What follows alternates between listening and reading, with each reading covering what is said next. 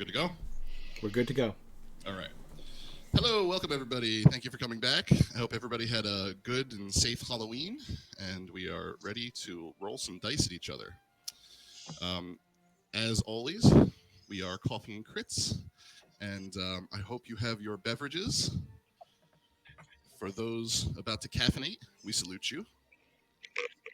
And without further ado, let's get back into the story. Last time on Coffee and Crits, the party found themselves in the middle of the northern Farbog, having just defeated a swamp mimic. They tracked uh, their. I was going to say companion, but he hasn't quite made himself a companion. They tracked this person known as Bluto um, off into the woods, where they found the scene of what looked like a slaughter. It looked like animals and what looked to be a werewolf were all torn to pieces, and some of those pieces were missing. During your investigation, you found that there were some really large boot prints dotting the ground, and you followed them, and they seemed to shrink. Um, and it seemed as though the person was carrying something. You followed it back to the camp where Bluto was camping and found out that his whole camp was gone. Um, since it was rather late, you all decided to take shelter in a nearby cave, and you spent the evening in relative comfort, mostly unmolested by the elements, with the company of the Nebelgast, the mist that kind of clings to all of Innistrad and follows you wherever you go. Some of you encountered some things in the mist, but did not determine what they were. You heard howls, seemingly from a pack of wolves or something, that seemed to pass right by you and miss you. After spending the evening, you decided to make your way back to the road and follow the road south towards Brelit and ultimately towards your goal of Shadowgrange. On the road, you encountered a man that introduced himself as Rem Carolus, otherwise known as the Blade of the Inquisitors. None of you had ever met him before, and so that is a title that none of you have really even heard. But he looked like a man of some importance. He kind of taught you about the collars of Avacyn, and if I'm not mistaken, I believe he even gave a few of them out. You continued on your way and found a little hamlet on the road called Brelit. It's a rather small village. The inhabitants were very reluctant to speak to any of you. However, you came across a man who called himself Crazy Pete and had a sign that said "The end is near" sandwich board. You spoke to him a little bit and discovered that his family had been murdered. You discovered his house, investigated his house, and dispatched several black geists that were inhabiting his house. After you took care of those, you found the bodies of four individuals in the back of the house, one resembling Crazy Pete, one resembling his wife, and two of them resembling his children. The children looked to be disemboweled in front of the parents, with the parents being bound and made to watch. After that, the party split up. You rented a cart to be able to provide the bodies with a decent burial. You paid the graph digger a nice fee in order to make sure that they were well taken care of. You went inside, spoke to the head priest of the priory, discovered a few rumors about town, and made a sizable donation to the Church of Avacyn in Brelit. On your way out of the church, you noticed that there were angels hanging around, and they looked particularly sorrowful. And it began raining even harder, as if uh, the rain were the tears of the angels themselves. Um, Around about the same time, one of the party noticed a small blue man with one singular eye that kind of looked like a fishbowl, almost like a horror version of the Minions, if you will, and gave chase to this individual. After a short chase, you were unable to capture him, and he eluded you. So you returned to Crazy Pete's house and did some further investigation. That revealed that there was a journal in the house written by Pete himself, and revealed him to be the brother of Oliver Winchester, one of the arms manufacturers who lives in Nephalia on the eastern coast of Innistrad. You also discovered that there was a workshop beneath his house, and in doing so, found a hidden compartment in which there was a very strange arcane firearm inside, known as a mage lock pistol. You took a long rest, and everybody ascended to level 2. That being the case, we are currently all still in Pete's house. What would everybody like to do? So I think that Adalia at this point is probably going to be fidgeting around with this mage lock pistol, just kind of like trying to figure out exactly how it works and just getting generally excited. Okay. If you would excuse me, I think I need to stop by the general store, see if I can procure some more vials for potions. Didn't you guys just pick up some vials? We've got that already. This is not the right voice for Adalia. Okay, now we're back. Didn't you all just make your way over to the general store? No, We actually, really I was with the Grafdigger, No, that was seeing just to the me. bodies. Yeah, I didn't. Yeah. Merritt did acquire some pouches, some paper, a cloak for Revenir, some of that stuff, but no vials. No vials. It's a pretty sweet cloak, by the way. Thank you, Baron. You're very welcome. I just want to make sure that you are safe. Well, I don't mean to lecture, but I do think we might need to get a little better about communicating our needs as a group so we don't have to make unnecessary trips to the same locations. Wouldn't you agree? Yes, I do apologize. I was pressed for time to make sure the bodies stayed dead. Yeah, that is fair. I only have 1 potion left. Okay, so is anybody going to go with Night Song, or are you all going to stay at Pete's house? Merritt's gonna stay. Okay. I would rather go alone. I don't want to raise suspicion in the town. Okay. Always suspicious. It would be a good opportunity to try out this disguise, though.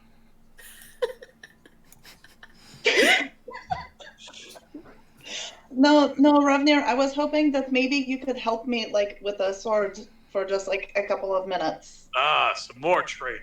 Yeah. Like, this. Okay. Are you going to train inside, or are you going to train outside? Probably inside. I mean, we got plenty of room in here. Yeah. Absolutely, fair enough. Okay. So you guys do that. Adalia is tinkering with the mage lock pistol. Thankfully, it doesn't automatically go off because she's, pretty good with firearms. I would also like to say I am still very curious about the little blue man who we saw not too long ago. So I'll probably keep going outside on occasion just to take a look and make sure that the perimeter is secure, as it were. Okay. Fair enough. All right, so Night Song, you step out of the house, close the door behind you, and you begin making your way over to the general store. You step in. Large Marge is there. She kind of greets you. How are you? What can I do for you? Large Marge, I was wondering, do you have any vials for potions? Oh, yeah, sure. Hold on 1 second. And she goes in the back and, grabs, how many are you looking for? About 5 would be fine. Yeah, all right, no problem. You hear her kind of rustling around in a few trunks and things, and she comes back with 5 just normal size looking vials. She says, that'll be 10 silver. 10 silver? Okay. Do you by chance have any anticoagulant?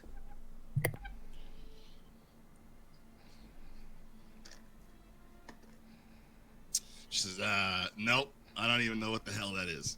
Okay, I will look elsewhere. Maybe there is an apothecary in town that I can find that. Yeah, I don't know what an apothecary is either. You may want to stick to using smaller words around here. A place that dabbles in the potions. Yeah, we don't got any of those. Okay. Fair enough. Okay. So you procure your vials and you leave the general store. Natalia, make a perception check for me, please. For perception, that is going to be 15. Okay. So during one of your trips, how often are you peeking outside? I'm probably every 10 minutes seems right. Okay. 10 minutes in, 10 minutes out, 10 minutes in, 10 minutes out. I Okay. don't know. Okay. So a few of those rounds pass, and you see nothing. You're starting to get a little bored. It's kind of a nice day outside, almost kind of uncharacteristic in Innistrad. The sun is a little bright. There's not a whole lot of cloud cover, but it's a tiny bit gloomy. And during maybe the 5th or 6th round, you hear some children kind of like cackling and laughing. It sort of sounds like they're like tormenting something. Oh, that won't do at all. I'm going to go and lecture the children. Okay. So when you go, make a perception check, please. Another one. That is going to be an 18. All right. So it is maybe 2 or 3 houses away. You kind of wander over and you see in the backyard, which is a little secluded. There are kind of some hedge bushes, and you sort of like push them aside a little bit and lean in. It looks like the children have something in a cage, and it looks like they're poking it with sticks and laughing. No. That won't do. I'm going to go and get right up in their faces and with a hand on my gun just to make a point. And Adalia just goes, no, what are you all doing there? That's no way to, you don't poke things with sticks. Sticks are not for poke. Well, I suppose they are for poking. Probably a good use of utensil, but still, I would like to see what's in the cage as well as I shoo these children away. Oh, sure. It looks like they have a small animal in the cage, and they're kind of poking it, and it's like in the corner, shivering and shaking like crazy. And it looks like a rabbit. Am I strong enough to carry this cage back? Is this a light cage? Yes, absolutely. It's a very small cage. It's maybe not even 2 feet high. Okay, well, I am not the best with animals myself, but luckily we do have a druid in the party. So I will go ahead and take this back and say I'm confiscating this until you learn how to treat other animals with respect. And I'll pick it up and take it on back to the area. Yep. Okay, so as soon as you put your hand on your gun, they're like, holy crap, she's got a weapon! And they all run. They throw the sticks. They scatter like cockroaches in different directions. That's straight. And you pick up the cage, and you notice that the cage has some rune work on it, as if it's like enchanted to be able to keep something inside. Okay. Would I recognize any of these runes? Well, yes, you just said they. Okay, never mind. Very good. Excuse me. And this bunny, which is the closest thing you can surmise it to be, is not quite a rabbit. It's got a horn sticking out of its head. Very good. I'll bring it back. Okay. And I enter the house and go, animal person, we have another animal and I don't know what's happening. And I'll set down the cage and continue my watch. Okay. Animal person. So, you are very large, you. and she's a person who's very good with animals. You guys can probably do better at this than I can. What do I know about wildlife? I don't. I know about guns. It's fine. I need to stop talking so much. There's been a lot of coffee so far, so it's fine. No, you're fine. Where did you find this? What is it? Oh, some little human people were tormenting it with sticks and just being generally very, very unlikable. So we're taking it for safekeeping until they grow up by a few years, I suppose. They were hurting this animal? They were. Yes. Ravenir is going to draw his sword and head towards the door. Oh, no. Do you mean, you say little human people, you mean children. You mean like little children were tormenting this bunny? The children. Okay. Ravnir, I think they're just little kids and they probably don't know any better to not. I don't think you should kill the children. That's probably not a good look for you. Probably not. Okay. let's. He'll put his sword away. Okay. So yeah, in the midst of training, you guys see Adalia walk in and put this cage on one of the tables, and inside is a little bunny. It's maybe a foot tall, and it's got a horn sticking out of its head, and it's got these bright blue eyes, and it's got some greenish coloration around its fur, on its ears, and its like neck around its chest and stuff. And it looks absolutely terrified. Oh no, my little friend. I would like to ritual cast Speak with Animals so that I can talk to the bunny. Okay. Okay, it's going to take a couple of minutes though, so I'm mostly going to just try to like soothe it as I do it. To like, it's okay, little guy, it's okay, and then like cut my spell. Okay. Make an animal handling check with advantage for me, please. Oh, I can do that. Where's my dice? Animal handling. Oh, that's okay. It's what's my modifier? Oh, 16. Okay. So as you're kind of talking to it, you know, it is understanding you, and it's not speaking back, but it seems like it's kind of beginning to warm up a little bit, like it's kind of come out of the corner of the cage into the middle. It's kind of coming toward you, recognizing you as somebody who is friendly. Oh, hi, little friend. How did you get in this cage? Oh, sad little man. Oh no. I want to see. Can I try to get the cage open? You said there's like runes and shit keeping it in there. It's not even locked. Okay. Okay, so you open the cage, Yeah. and it hops out and disappears. Oh no! It evaporates in front of your eyes. And then a few feet away,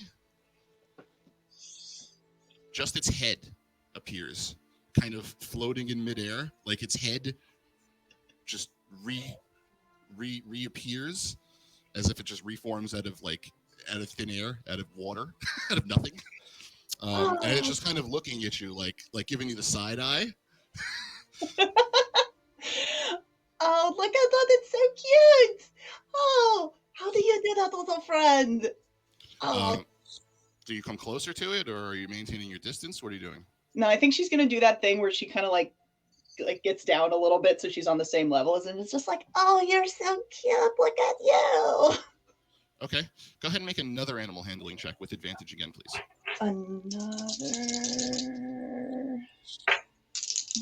Let's see what this happens.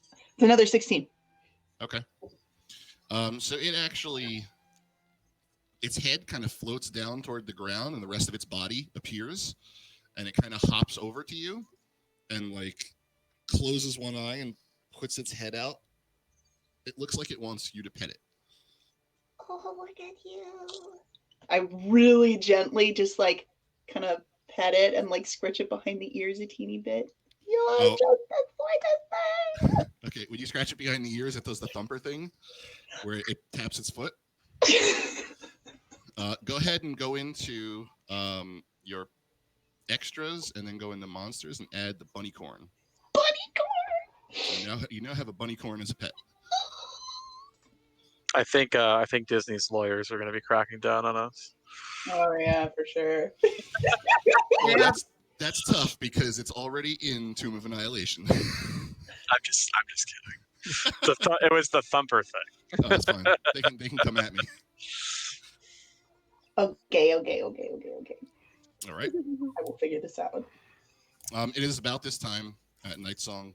If you have nothing else that you want to accomplish, you would be returning. I would like to glamour myself to appear like Pete's wife a little bit, not too obvious. Okay. And hold a little towel in my arms. Okay. Do I see anybody nearby? Make a perception check, please. 16. Yes. So off maybe about the end of the row of houses in the street, you see a Cathar. One Cathar is making his way toward you. Is he well armored? It looks like he's wearing standard leathers that any Cathar would have. He's got his crossbow slung on his back and a rapier at his side. Okay, so she is going to weep like she's just lost her child. Okay. You're trying to attract his attention? Yes. Make a deception check, please. I'll give you advantage. 19. Okay. So he notices you. He kind of walks by and notices you, and he tries to keep walking, but then he stops, and you see him sort of look up for a second and give like a, and then he walks over to you and goes, "All right then. What seems to be the problem?" I seem to have lost my baby, and she's visibly like weeping, like, you know, like that, trying to show that emotion that the baby is missing. He says, "All right. Could you give us a description? What did the child look like?" The child had very dark hair, similar skin tone, brown eyes, about 2 years old. Could you point us to the direction that maybe you last saw him? Okay, so I point in a direction away from any of the crowds, kind of off the beaten path a bit. Okay, that's easy. There's no crowds in this town. There's very little foot traffic. So you point him towards the end of the row of houses, kind of back the way he came, toward the edge of Breland. He doesn't say anything else. He just nods and he turns around and kind of, at a brisk pace, makes his way in that direction. Okay, so as we're heading toward that direction, I'm going to create a minor illusion of a child running away. Okay. All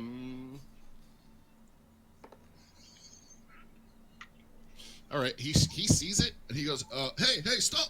And he breaks into a run and tries to chase the child. Okay, so when he gets close to where the child's going to be, I'm going to use compulsion to calm him down and make him think that everything is all right.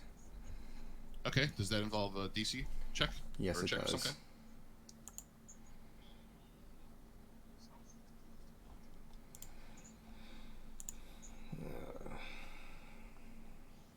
That would be a wisdom save 16. Okay. He fails. He stops and he's just suddenly very calm and serene. He's just sort of looks up at the sun. So hanging out. she comes in close to him and she like covers his mouth and says, it is okay, do not worry. I think you need to take a little rest. You seem to have been running too much after the child." And she's Okay. going to feed on him. Okay. Non-lethally, of course. Of course. Make an attack with advantage.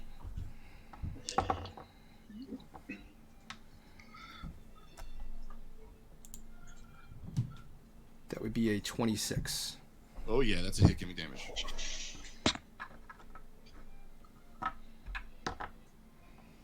Nine. Okay. Add. You're at full health, right? Yes. Add 9 temporary HP.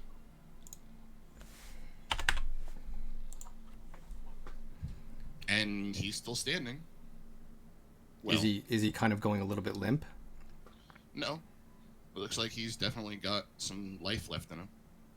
He's not struggling. He's just kind of like his eyes have glazed over, and he's sort of smiling a little bit. Okay, well I'm gonna try to like set him down, and I'm Okay. going to cure wounds on the bite mark. Okay. So you kind of sit him down in the crook of the house at the end of the row, against kind of the side wall. You heal over the bite on his neck. Not even a scar, no wounds, nothing.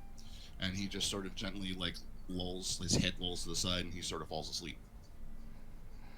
And it looks like he's having some pleasant dreams. He's smiling. And I just brush his head and say, May Avacyn keep you safe. And I'm gonna leave. Okay. All right. Anything else before you make your way back to the house? Nope, that's it. Great. Okay. So Nightsong comes back into the house. You see them kind of Merritt's petting the bunny corn, and the bunny corn is now nuzzling your leg. And if you want, it'll hop up into your arms, so you can kind I of want carry it to around. hold it like this and just like pet him. Does Nightsong still look like the wife? No. You wouldn't see it anyway because it's only the glamour for the person that's receiving it. Okay. That would be super creepy. All right. What would you all like to do? Well, I guess we need to keep going to the Sherman guy. Ravenir actually, he's gonna ask Adalia. You seem to be good with mechanical stuff. I dabble. I found a bunch of, and he's just gonna kind of dump a bag of just shit he swiped from the basement. Lovely. Are you going to have any modifications made? Well, to my bird, and he's gonna wave his hand, and the metallic bird will fly over and land on his forearm. Ooh, I haven't gotten to see this up close just yet. And she's going to get really, really close to him and is kind of inspecting his mechanical feathers and stuff. DM, is there anything that I could be able to maybe alter or modify? Why, yes, actually. Make a tinkering check for me, please. Ooh. Wherever I put my d20. Okay, tinkering, there it is. Plus that. Okay. Whoa. That is a 17. All right. Yeah, there is a few components here that could be used potentially to improve. Revenue, have you given your companion a name yet? I'm just thinking about that. Back to me in a minute. Okay, no problem. There's definitely some components there that could be used to improve it a little bit, maybe in the way of you have a couple choices. One could be used to improve the protection that it has. Another one might be able to you might be able to kind of mess with it in a little bit a way that could give it some extra damage. You may be able to alter its internal designs to be able to produce a small spark when it attacks. And Adalia will be kind of looking through all of the things that Ravenar picked up from the basement, and she'll be just listing off the options to see what he would like to have done. At the same time, you kind of notice something. So as Nightsong kind of walks over to the table, you perceptively notice that on her collar is a spot of blood. Sorry, which one of us did you say notices? All of us? You, Adalia. Interesting. Very interesting. I'll take note of that. Is there any other signs of anything? Nope. And it's tiny. It's small. It's just one little spot of blood on her collar. Okay, very good, very good. So while she is rummaging through things and letting Ravenar decide, she's just going to pull out her journal, her new one, and just start taking some notes. Okay. So have you? Go ahead. I'll say his name is Titan. Titan. Ooh, cute. Very good. Spelled the normal way? Yeah. Okay, great. And what were the options? It was more defense? Yep, more protection or a means of producing a spark when he attacks. I like the spark idea. Okay. Adalia, give me a tinkering check at disadvantage, please. At disadvantage, okay. Good. This is a creature of a type of design that you are not familiar with. You've never seen an automaton bird. No, I'm not rolling these two. I'm not rolling these two. It's bad luck. Okay. Oh, first roll is a 19 plus 5 for 24. Okay. The second roll was a 2, so that's a 7. Okay. Well, shit. Unfortunately, you start to take it apart. You kind of try to undo the chest plate of the bird, and you're having a hard time getting it off. Like a few of the screws are don't really want to turn. It looks like there is a few plates that are riveted in place that you're having a hard time getting loose. Unfortunately, you lack the specific tools that you need at this time to be able to perform that upgrade. Very good to know. Very good to know. Okay, so I have some ideas for improvements that can be made to was it Titan? Very good. Yes, yes. He's so big and strong. Fantastic. Yes, well, we can definitely make him stronger. I'm just, I can't seem to find the tools that I need at this point. But I have full confidence that in time we'll be able to make some upgrades. Great. Okay, is there anything else you guys wanted to accomplish here before you set out? Adalia will. Oh, sorry. Go on ahead. You first. Oh no, I just want to look at this little guy that is in my arms and ask him what his name is. He just shakes his head. No? Okay. I am going to name you Cricket because you jump. Okay? Is that okay? He kind of, if a rabbit could smile, that's what he would be doing. He's doing one of those like okay, that's good. You just like come up here, okay? You can just like snuggle him like right there. Okay. Your horn is kind of poking me in the head, but that's all right. We are fine.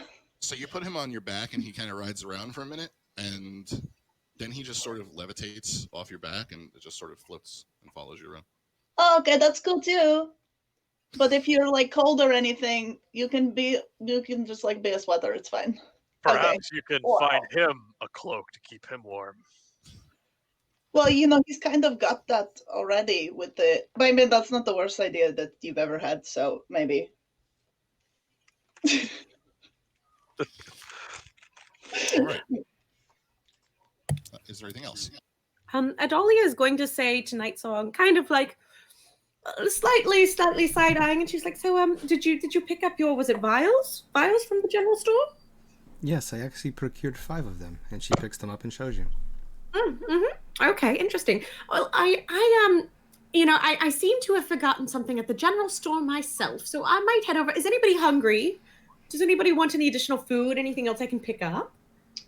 Well, I mean, we need to go there anyway because we have to get some. Well, we were talking about probably getting some horses from there so that we could get to.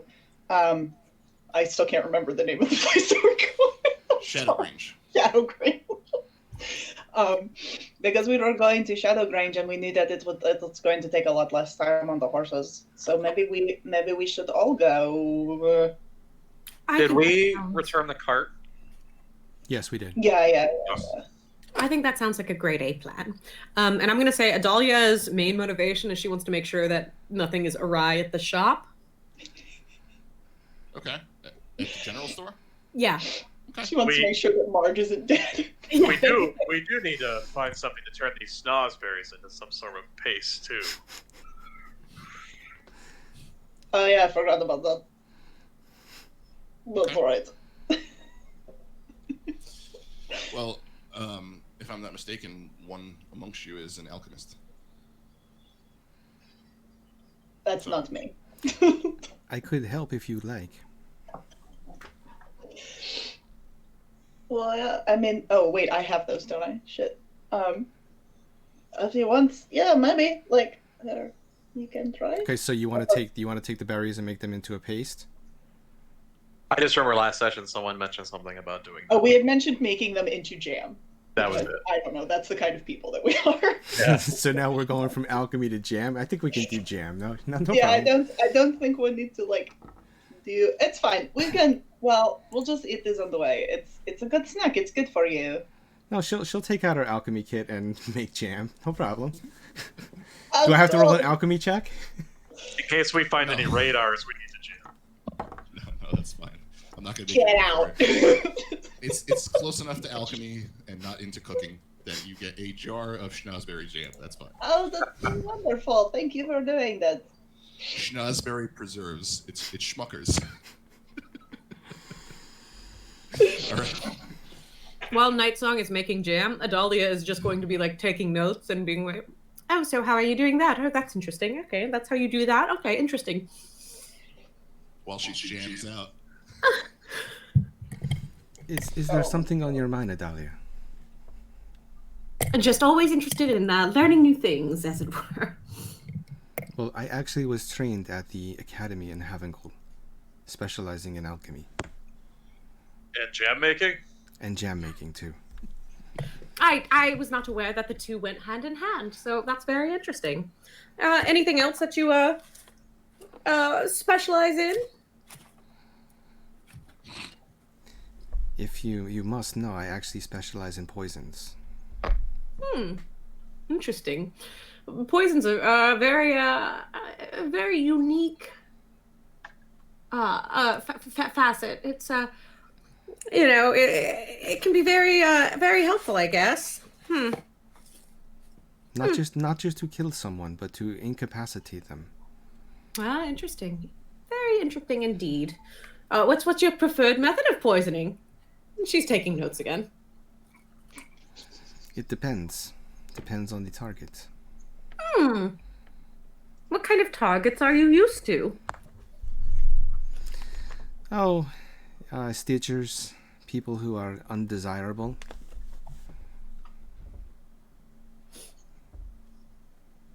Interesting. Very interesting. Are you familiar with stitchers? Could you... Go ahead. That's a great question. DM, am I? Go ahead and make me an Arcana check.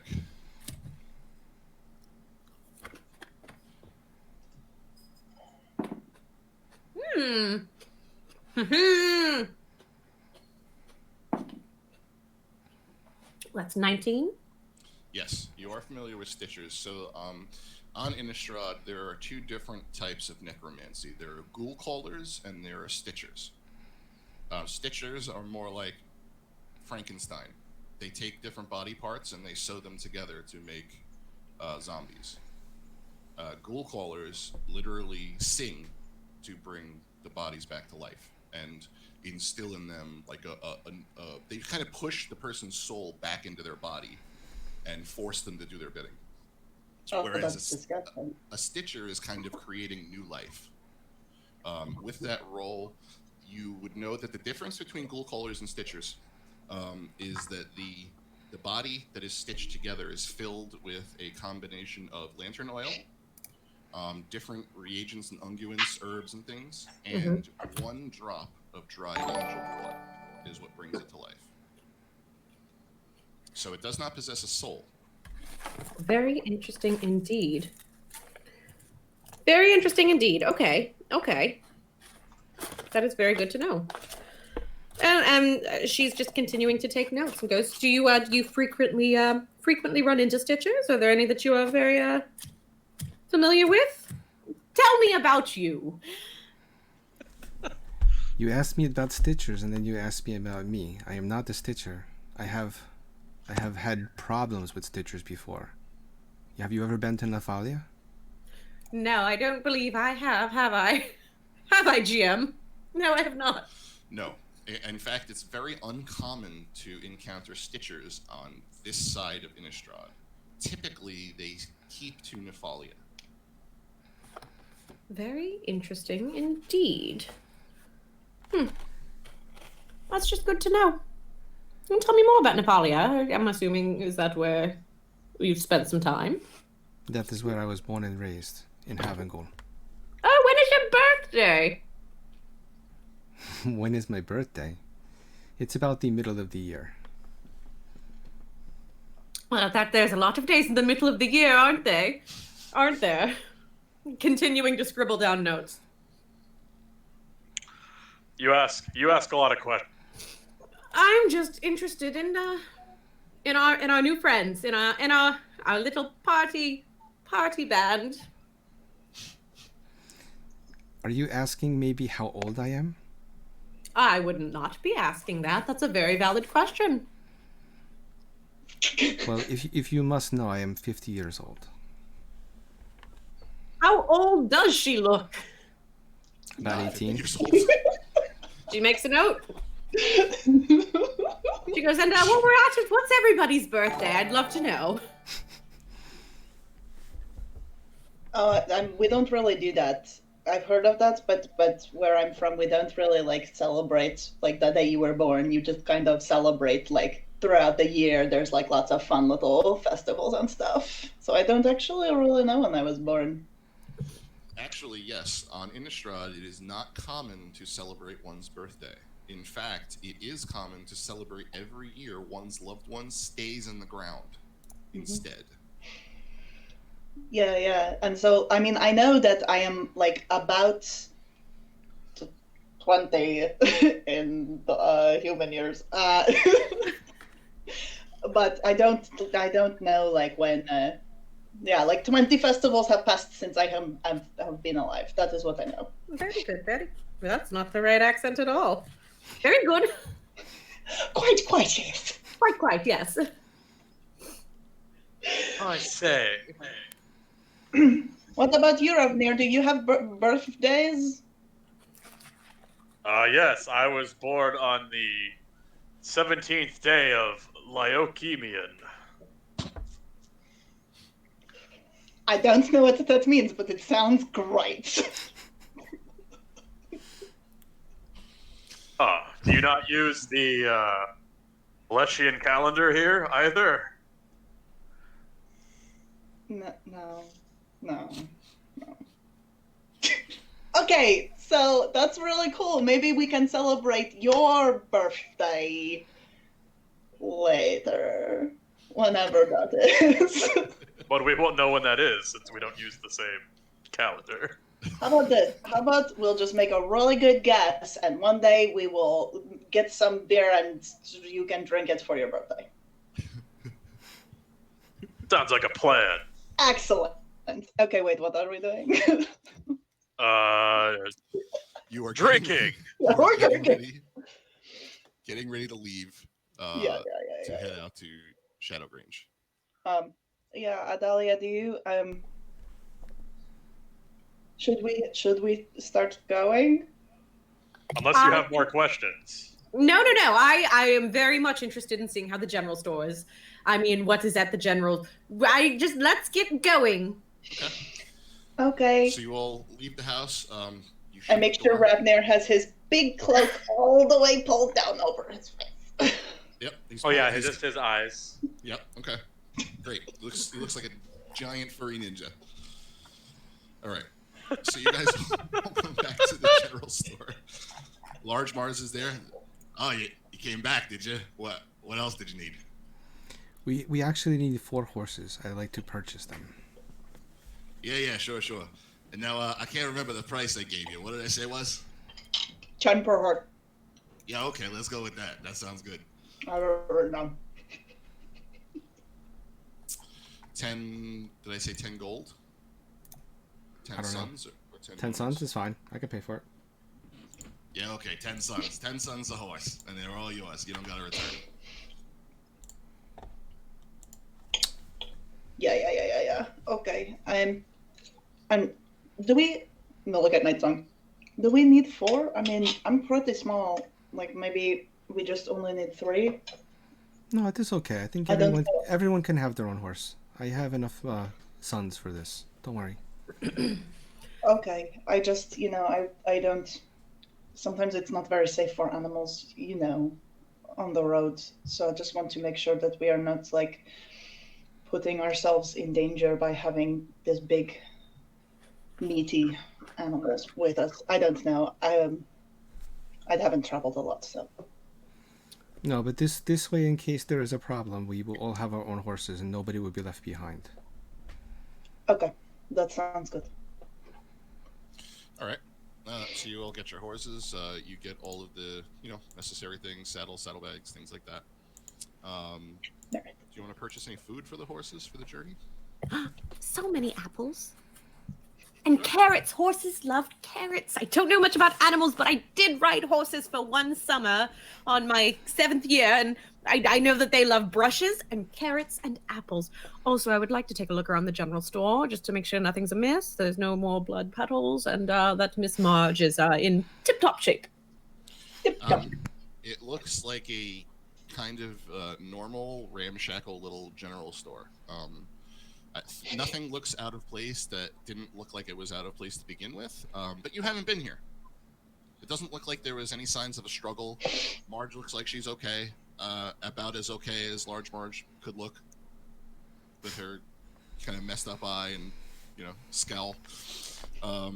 There's no blood anywhere. Doesn't look like there's any signs of foul play. If you'd like to make an investigation check, you can kind of check a little further.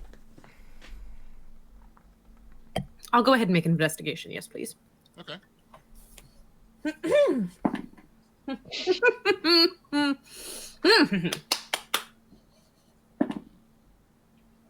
That's 16. Okay. Yeah, and you all notice her kind of comb the place over a little bit, and doesn't look like anything's wrong. Lovely. I would like to look for a crowbar. Okay. Yeah, she's like, I got a crowbar. You want to buy a crowbar? Yes. Yeah, all right. 5 moons.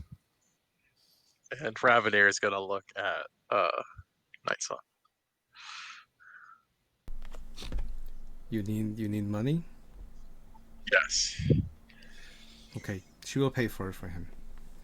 So Marge sees this. She's like, "Oh, you got a sugar mama, huh? All right, I see. You're the one with all the cash. Got it. Yeah, good to know." Ah, yes. The sweetest of mothers. Okay, so you got yourself a crowbar. Is there anything else? Can you believe she's only 50? I'm gonna poke him in the shoulder and just be like, "You shouldn't tell people that. It's not nice to tell people their ages." Oh, whoops. You said I'm that out just loud? kidding. She's not 50. She goes 50. No. Holy crap! This broad looks great for 50. Yeah, for sure. I'm gonna grab him by his paw and start leading him outside. Okay. We're leaving.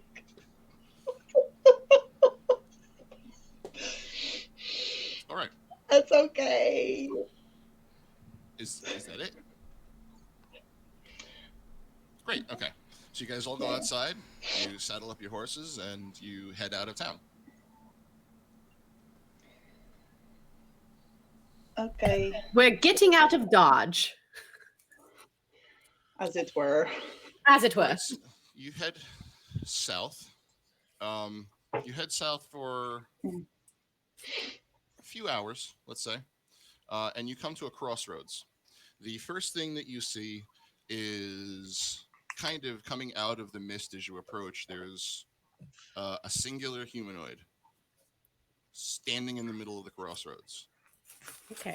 It looks like he's holding something, and like every minute or so, kind of as you're approaching, he is pacing back and forth. He paces and then he stops. He turns around, he paces, and then he stops, and he's got his head down the whole time. As you get a little bit closer, you can see he's a pretty average-looking guy. He's got his tricorn hat, pretty normal-looking clothes for one of the people from the villages around here. And again, as you're getting a little bit closer now, you can see he's got like a small wooden box in his hands. And he doesn't seem to be paying any of you any mind as you're approaching. I do have a question. Okay. What's in the box? You gonna ask him that? She just thinks it. Okay. Is it large enough for the decapitated head of Gwyneth Paltrow? No. Okay. It is a small. It's maybe a little bit larger than a deck of cards, like maybe twice the size of a deck of cards. Okay, lovely. Lovely. Would it fit my gun? No. Okay, just curious. And as you're approaching, he's still just pacing back and forth. You guys come right up on him. He just sort of looks at you, looks down, and continues to be pacing. It looks as though he's very deeply pondering something.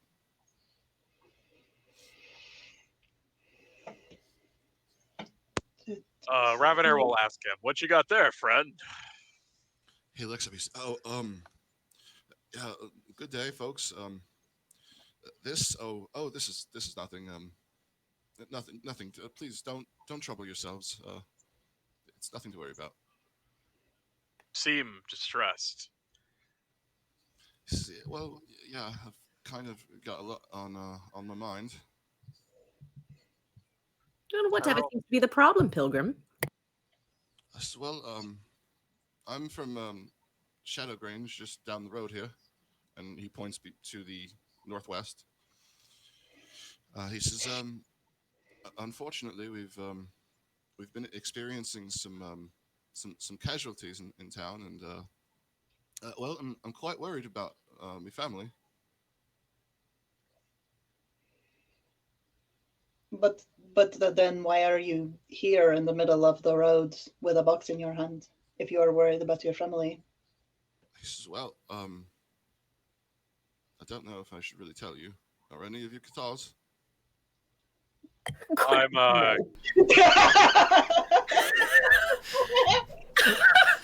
I think Merritt actually starts laughing when he says that. Oh, Cathar! No. No. And he shows you. He pulls out his collar. Adalia will show him hers. Yeah. Ravanair will show his that's tied around his wrist because it's too small for his neck. Okay. He says, all right. You seem like well enough people. Well, I wanted to make a deal.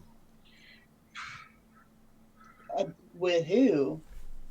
Well, with the demon, of course. Yeah, you were probably going to say that.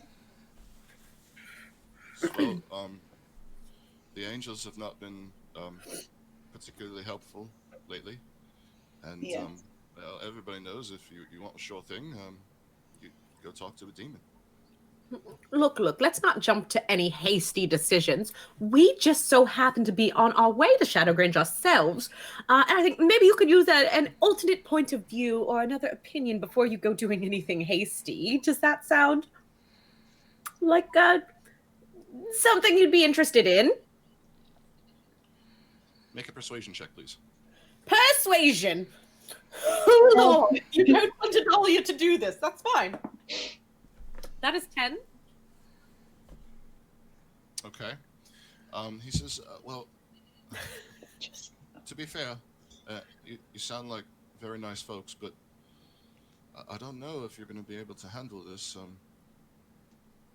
My family is very important to me. I don't know if I can just leave this sort of thing up to chance.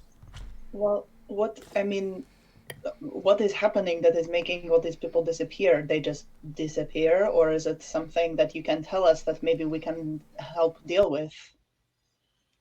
He says, well, there's a number of things happening, actually. Houses are being broken into, and the children are being killed in front of their parents. People are being taken. Oh, that sounds awfully familiar. Are those children torturing animals? Because if so, I say they deserve what's coming to them. But that's just me muttering under her breath, mind you. He says, torturing animals? Goodness, no, nothing of the sort. No, nothing like that. Much worse than that, actually. But you don't know what is doing it, just that it is happening. Nobody knows what it is. Well, some people say that it's the work of some of the werewolves that inhabit the Somberwald to the south. Some people say that it's the work of a Stitcher. There's that there is like a Stitcher that is stealing children to make undead. What? Well, no. Two separate things actually. The adults are being taken, and the children are being killed. These are separate occurrences. Adalia, Oh, I'm sorry, I didn't understand. That's quite all right, quite all right. But we don't know if they're related or not. Adalia is going to lean over to Night Song and put a hand on her shoulder and whisper, "Did you hear that? There might be a Stitcher." It would be most unfortunate to find one here, but I would not be opposed to the challenge. He says, if you like, you're more than welcome to help me with this ritual. I can teach you how to do it. If you want to make a deal in the future. A To be ritual. fair, just so you're aware, I'm going to tell you what this will give you. Learning this ritual will allow you to make a wish. But it will cost you a piece of your soul. So anytime you perform this ritual, you can make a wish.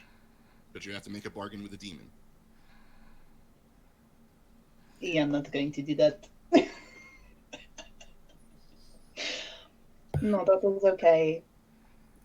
Adalia I would. don't know about the rest. I mean, my soul's gonna wind up in some sort of afterlife, so why the hell not? Adalia would like to certainly watch and take detailed notes and compare them to anything that might be in her father's journal. Okay. So you want to look inside the box to actually see what's in it? What's in the? Yes. Okay. So he kind of sees you, and sees your interest, and he opens the box, and inside is like several locks of hair, like maybe one from each of his kids, Mm-hmm. maybe one from his wife and one from himself, as well as like a few little knickknacks and keepsakes. Like maybe there might be personal items that belong to these people, like his family. Okay. And it looks like there's a little bag, like a leather-bound bag that's kind of tied and has like you pick it up and you kind of like press it around. And it seems like there's maybe some bones and some crushed herbs in it. Oh, good. Excuse me. She's like, well, I could teach you the ritual if you like, if you help me complete it. Well, if you're going to do it one way or the other, and there's no convincing you otherwise, we might as well be on standby. Oh, he says, believe me, I'd like to take any other avenue I could, but I just don't see any other option. I mean, we could try to else. Do you really think you could do that? Of course. I'm of the Sunstriders. I've never heard of that family, and in fact, you're a little furry. No, I am persuasion not check. furry.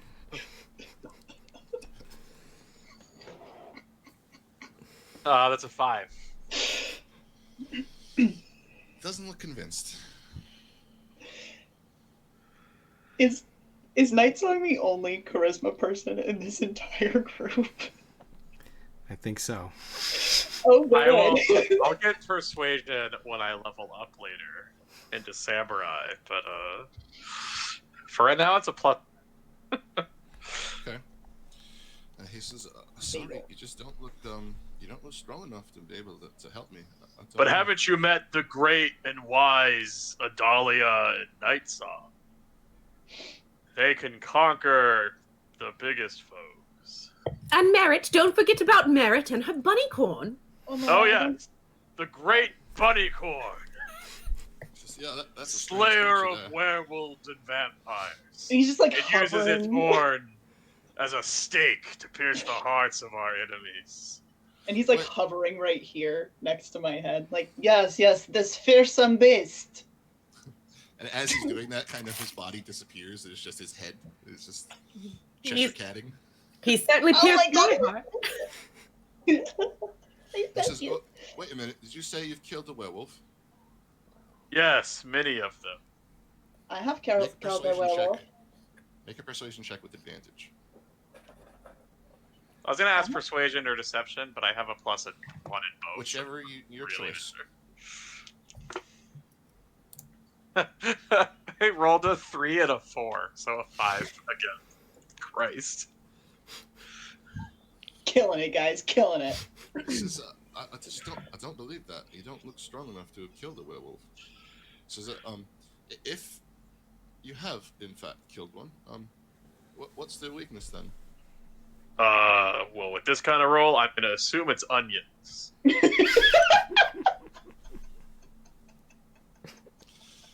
No, we don't want to make him cry.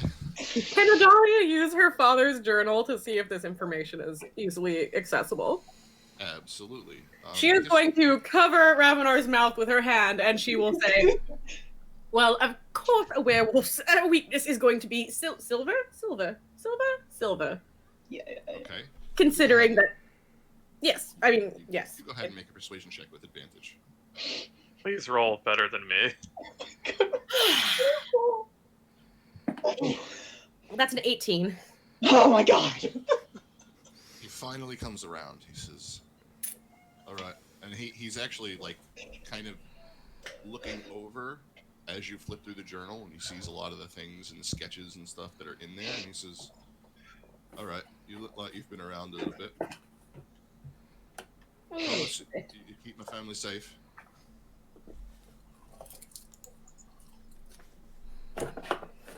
Yeah, we will do our best to keep your family safe.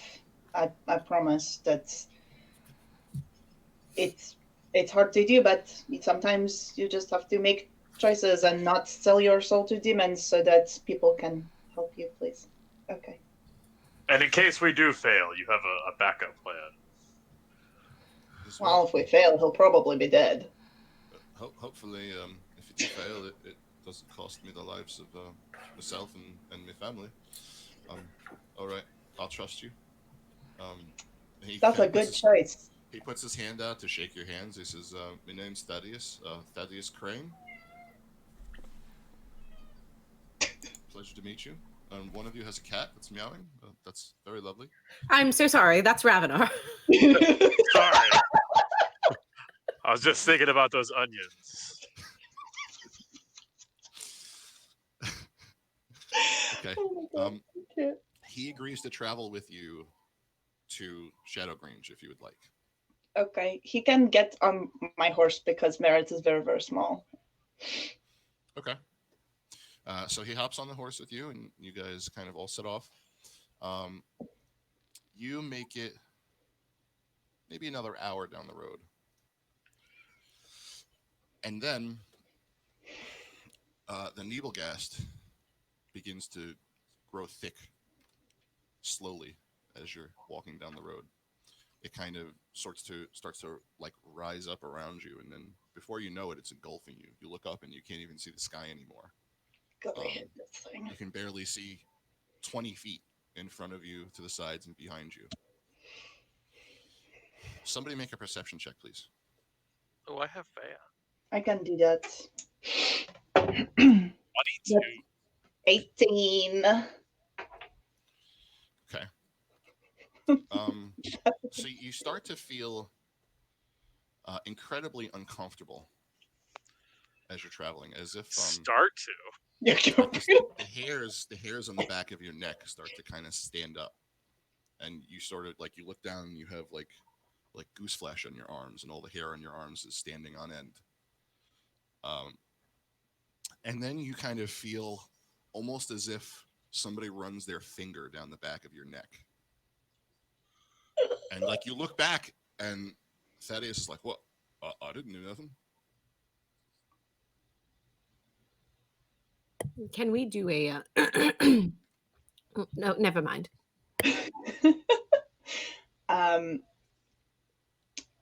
Yeah, if I look around, all I see is the fog. That's it. What was your perception check again? 18. Okay. So you kind of like, you strain your eyes kind of looking into the fog, and you see not one, not two, but multiple faces. Kind of the fog shifts and forms itself into these humanoid faces, all mouths agape, kind of like shifting and turning around, all looking at you. They look like they're yelling, but you can't hear anything. Could And we recognize them? Just as you go to like point them out and be like, they're gone. Just they form back in the mist. Shit, this is exactly like when we were in that fucking swamp. Well, and Merit's not super familiar with like what is happening right now, right? She's lived here, but I mean, you would have encountered the Nebelgast times before, and then you had it in the cave. Mhm. You can be pretty sure that these are ghosts. So like this is similar to those poltergeists that you encountered back at the town, and like this is becoming a common occurrence. Oh, excellent. Does it feel like, this might be a silly question, but does it feel like these same ghosts are like following us, or does it seem like this is just around? It is impossible for you to tell if these are the same ones or not. Got it. Okay. Then I'm going to turn around and kind of like look around the guy and be like, guys, I'm starting to see those faces in the mist again. I don't know if we want to try to move a little bit faster, because this is really starting to freak me out, and I'm not sure what's going to happen if we stay in it for much longer. Just as you say that, Ooh. the mist behind you begins to sort of coalesce. And just as you notice it, it coalesces into a person, a solid person, solid form, wearing all black, jet black armor, has a hood over its face, and grabs Thaddeus and yanks him off the horse and just fades into the mist. And the last thing you see as you turn around, you just see his hands like going gotcha. backwards into the mist. I He can't. doesn't even have time to yell. Well, I was gonna say, can I try to like entangle his hands before he gets? He is gone my before God. you even Okay, have a not chance. fast enough. Okay. Did you guys fucking see that? He's gone. Adalia just goes, nope, and draws her gun. Thaddeus, can you hear me? So you call out to him and you hear, over here, please, come and help. No, do not do that. Ravener's gonna draw his blade and run in there. No. Oh. Adalia's right behind. Shit. By like 20 feet behind. Night Song is following. Oh, I can't just like leave these horses.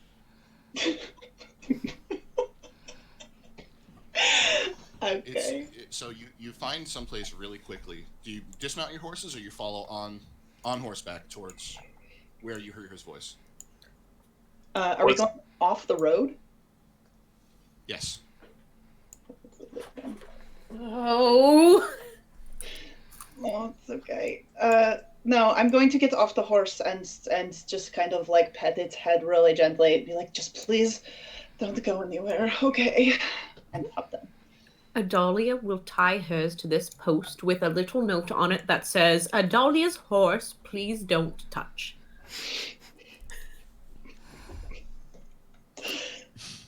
Okay. Everybody roll initiative, please. Oh, yes. Oh, fuck. All right.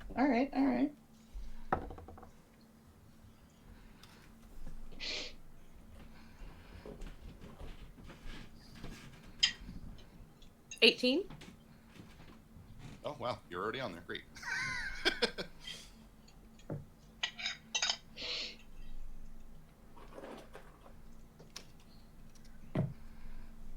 Bunny corn. Do I have to roll separately for Cricket, or does he just go with me? He goes with you. Excellent. Okay. Should probably do Talia, you got an 18. Merritt, what'd you get? 20. Sweet. Night Song? Dirty 20. Fabulous. Revenue. 9. Okay, Merritt and Night Song, which of you would like to go first? I want her to go first. Okay. Please. Either way, I have no preference. Okay. So you hear from over in this direction. Please help me. No. That's a bad sign.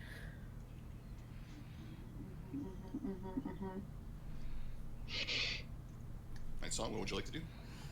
Which direction was it? Over here. Over there.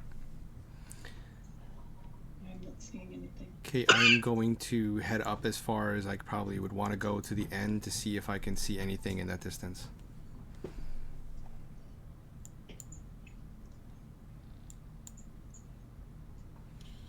So, you move up over here, and you see in the bushes something that is familiar to you. You see a person in all black leathers, again, hood pulled down over their face, has Thaddeus pulled over behind the bush, has him pulled backwards, and has his neck exposed. And you can see that his throat is totally torn out. And this person is just taking scoops of blood and putting it into their mouth. Is it a vampire? You can assume that it is.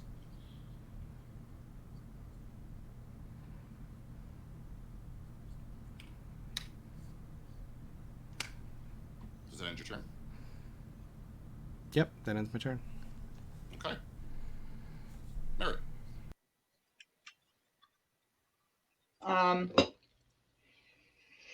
Well, our Sun Knights don't go that way, and we did promise to keep this guy safe. So Merritt is going to kind of like shrink down a little bit to make herself look a little smaller and start going in that direction too. And get up next to her and see what is happening and try really hard not to scream. Like, what is that? He looks like he's in trouble. He is not in a good way. He is laying slack, arms out to the side. He's kind of bent backwards over this person's knee, and it looks like this person's feeding on him. Does he look like he's alive at all, or is he completely? He is rapidly like expiring. Oh, this motherfucker. Okay. See if you can get her off of him, and I'll heal him. Yeah, I am going to try to cast Entangle on the guy. Okay. So that is a strength DC 13. Okay. Natural one. Yes. Okay. So he is restrained. Okay. Can use its action to try to break out of the restraints.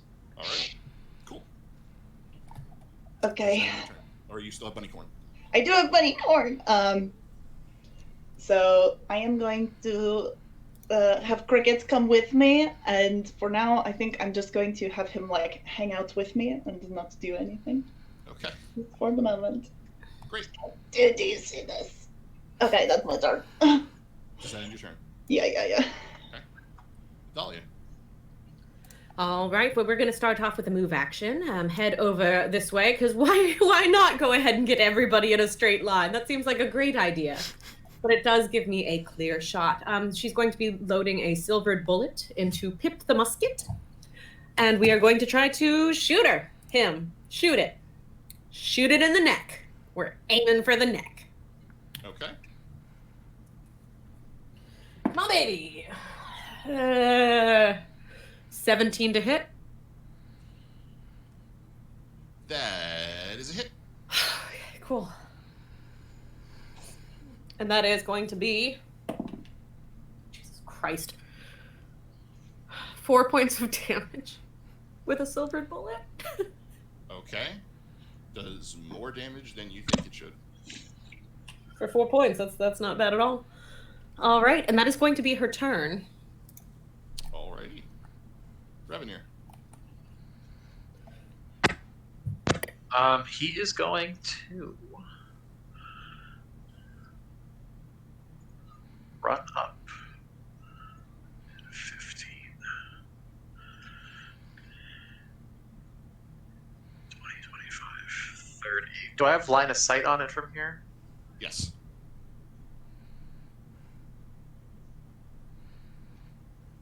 The raptor. First, the raptor will do a fly by. Distract it, Okay. so I can get advantage on my attack. Okay. And then I'm going to throw my trident. All right. Does an 18 hit? It does. Really glad I had advantage because I first rolled a 3 and then I rolled a 13. 7 points of piercing damage. All right. Does that end your turn? Yes. Great. Now it is their turn.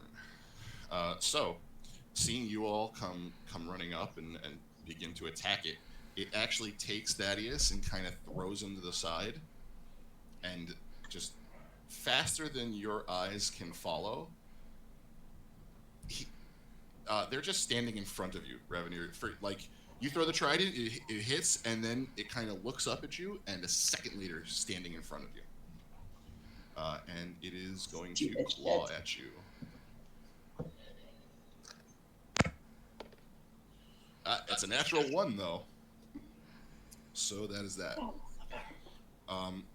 We're back around to Night Song. Night Song, you hear something else from the woods around you before you have a chance to act.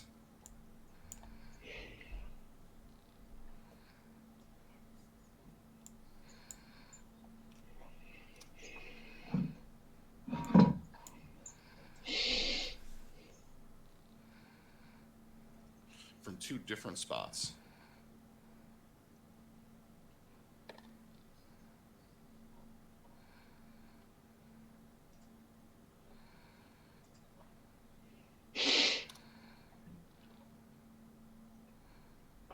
Which spots were they?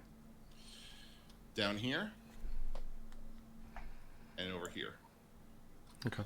As 2 more of these people come out of the woods around you. Okay, I'm going to go behind to get advantage. Okay.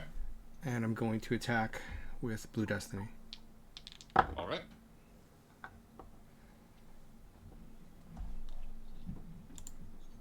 Both attacks are a 18 to hit. Okay, give me damage.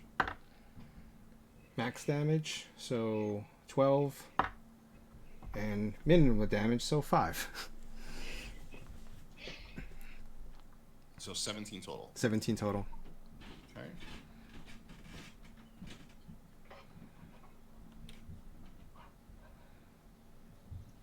Okay, it's looking a little hurt. You almost equally as quick dart yourself around behind it and make a couple of slashes at it. And they find purchase, and it looks like you catch it really good a couple times in its side, its midsection, and it's now holding, it's clutching those wounds. But it's still standing. Okay, I'm going to use my bonus action to attack with the shards, and I'm going to jam them right into the open wound. That is a nat 20 and a 12. Okay, the 12 misses.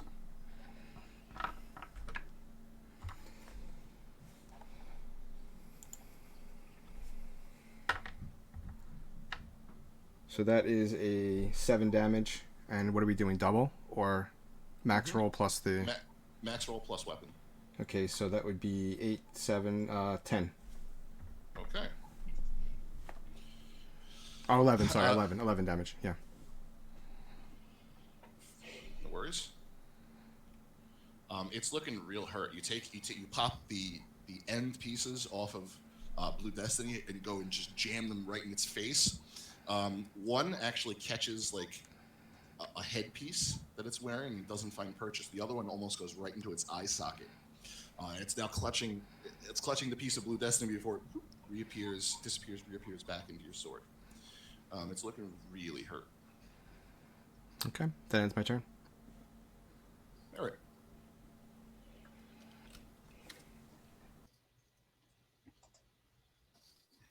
Merritt, it's your turn.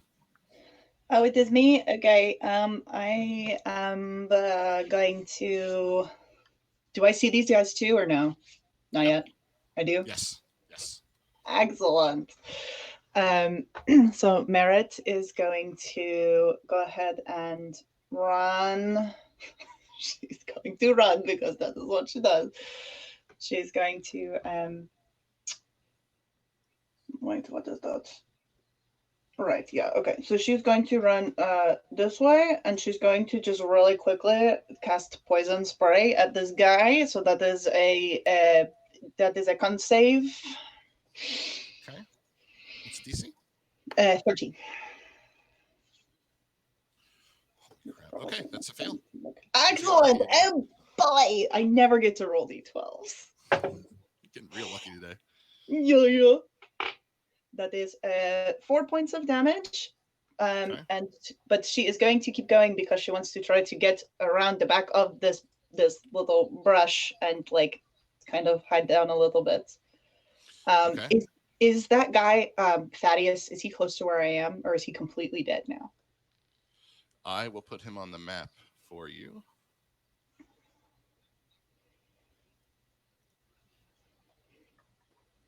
He is kind of occupying that same space that the vampire was in before. Okay. He looks like he might be breathing really shallowly. Okay. He's pretty pale as well. Okay. Then I am going to. Well, you're going to need to tell me if I can do this or not, because a healer's kit technically only works if the person is like unconscious, or it's supposed to, basically. Yeah, I'll let you use a healer's kit to try and patch him up if you want. Yeah. So I'm going to come here and I'm going to try to use my healer's kit to make him stable. Sure. I keep going to use the wrong thing. Okay. So with that, I restore 1d6 plus 4. Oh shit. Okay. So he's got 7 hit points back. Okay, so you pull out the healer's kit and you like really quickly whip up like a salve, and you kind of try to piece his neck back together the best that you can, and kind of put that on it and bandage him up. He appears to be stable for the time being, so he's no longer bleeding out. Okay. There's no danger of him just dying on his own. Okay. Yeah, Maris kind of has his head in her lap a little bit, and she's just like, it's okay. And then I would like Crickets to go and gore this guy. Roar. Okay. Go for it. So Cricket bamfs up here, and he just like looks at him, and he sees the wounds that Nightsong has put into him, and it's just like, go for it. And makes him a little tiny attack. The tiniest attack ever. I feel like I should use his own dice for him. Nope, it does not hit. Okay. No, that is. He does his best. Does that end your turn? Yes, that ends my turn. Okay. That's all you. All right. So how bad is this guy looking right now? He is real hurt. In fact, you can see him now kind of like clutching his eye, holding his midsection, sort of looking around for an opportunity to get away. All right, perfect. So Adalia is going to take a step over this way. And she is going to take another silvered shot with Pip. And that's going to be 13 to hit. Damn it. That is a miss. All right, well, that is a miss.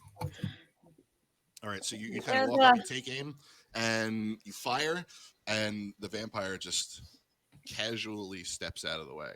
All right, and oh, sorry. I was going to say it kind of cracks a smile at you. In that case, Adalia is going to reload another silvered bullet, and after that, she's going to take off her glove, and that's the end of her turn. Okay. This one is the blue one now. The blue one is going to move up to Adalia and is going to make an attack. This one actually pulls out what looks like a kind of a longer dagger that has a solid black blade. This was a bad idea. This whole world is. It does not hit. It kind of rushes up to you the same way and takes a swing, and you kind of manage to just juke out of the way just a little bit. And that is the end of its turn. Beautiful. The other one down here is going to move up behind Revenir, and it is going to produce a similar looking blade and attack him from behind. That is a hit. Oh shit.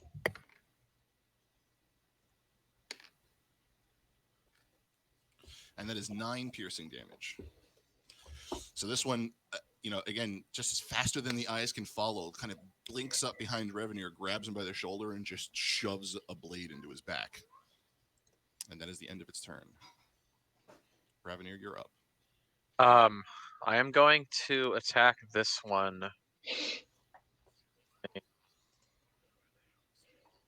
Great Weapon Master. So I'm going to take a -5 penalty in my attack roll.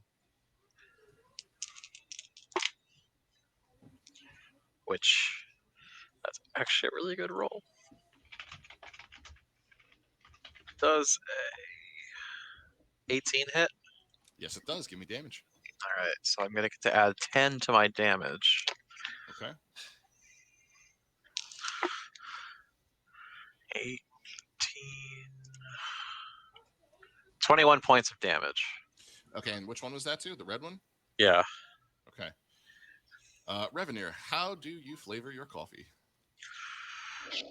So, he's gonna do this feat also lets me, if I reduce it to 0 hit points, attack again as a bonus action. So he's going to slice his sword through this one, and then in the same sweep try to slice back at the one behind him. Okay. Does a 15 hit? Yes, it does. It's 12 points of damage. Nice. So in like one fell swoop, he's gonna cut through that one vertically and then slice upwards back at that one.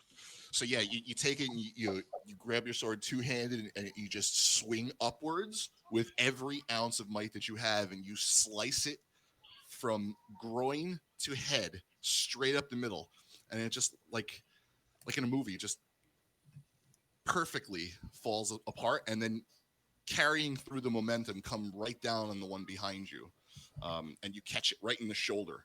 Really good hit. And then it looks like it's pretty good, pretty well hurt. Titan will come over and attack this one. Okay.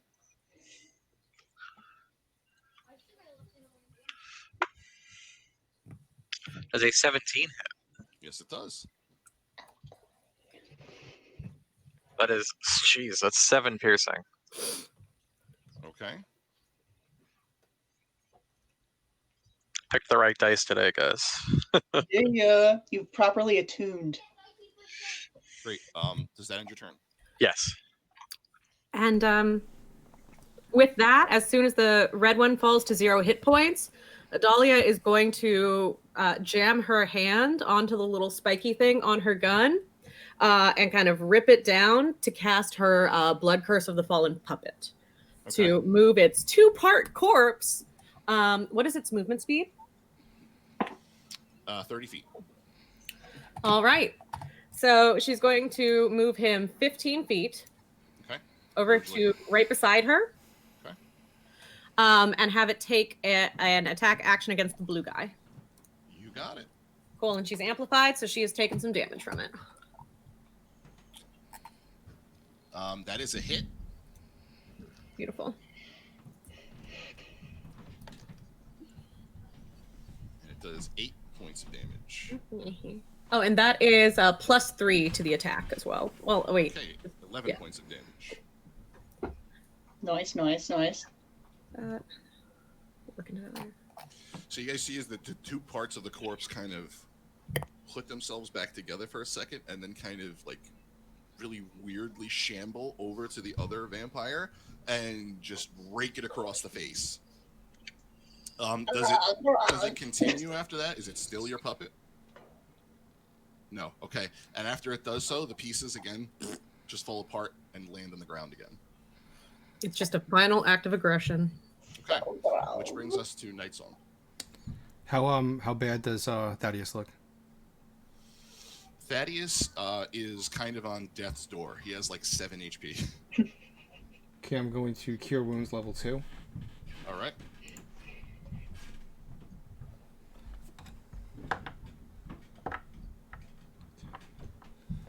That will give him another 15 health.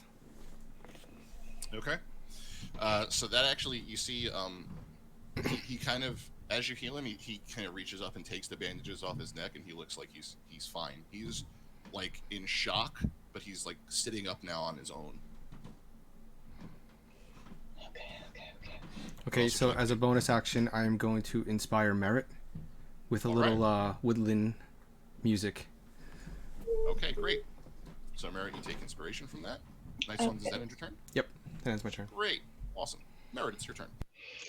Okay, so seeing Night Song heal Thaddeus, I think Merit is going to kind of look at her and be like, man, you gotta teach me how to do that one of these days. And then she's going to kind of come around and peek around the side of the bush, and she's going to kind of take a deep breath and produce flame and then throw it at the blue one. Okay.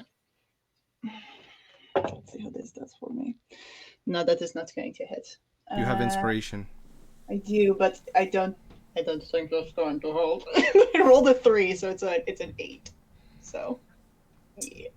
Okay. Keep in mind, you also, when you do have inspiration, you can use it to add to your spell damage instead of an attack roll.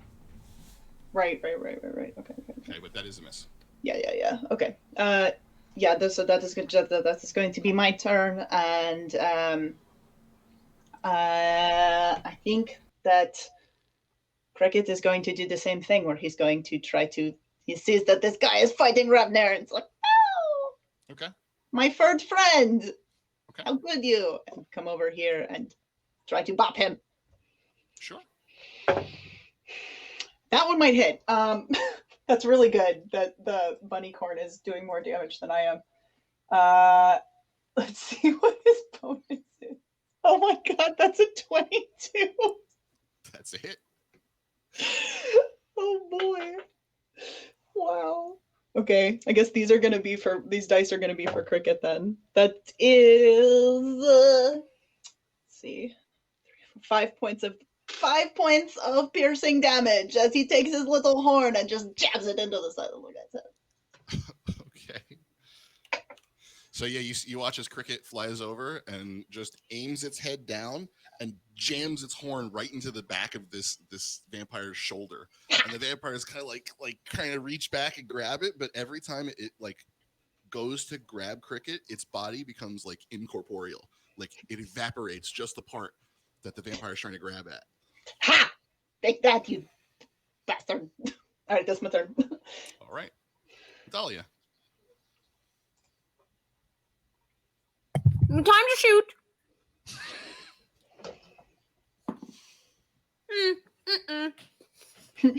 No. So once again, you try to take another shot at it, but this time you're just a little bit too close to be able to kind of shoulder the rifle properly before you squeeze off a shot. And the vampire is very easily able to just kind of like, nope, even pushes the barrel out of the way. My hand still hurts, so I think that is going to unfortunately be hurt. No, it's not. Oh, dang. Wait, yeah, it is. Double dang. That's her turn. Okay. All right. It is now that one standing in front of you. It is its turn. It is going to take a swing at you again with its dagger. That is a hit.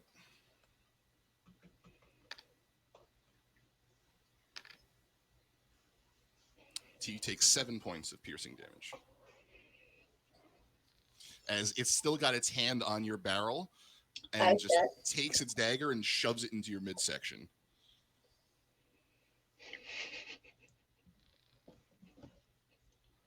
And that ends its turn. It is now the other vampire's turn. And Revenue, it is going to try and bite you. That does sound bad. And that is a hit.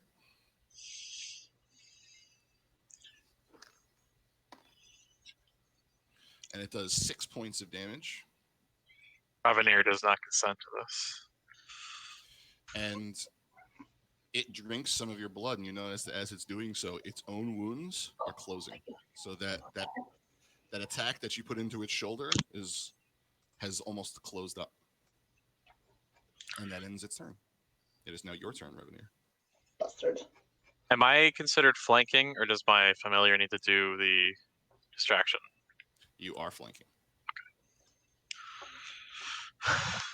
Let's great weapon master this again.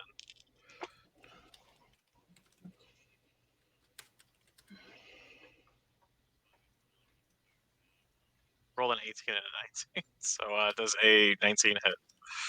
Yes, it does.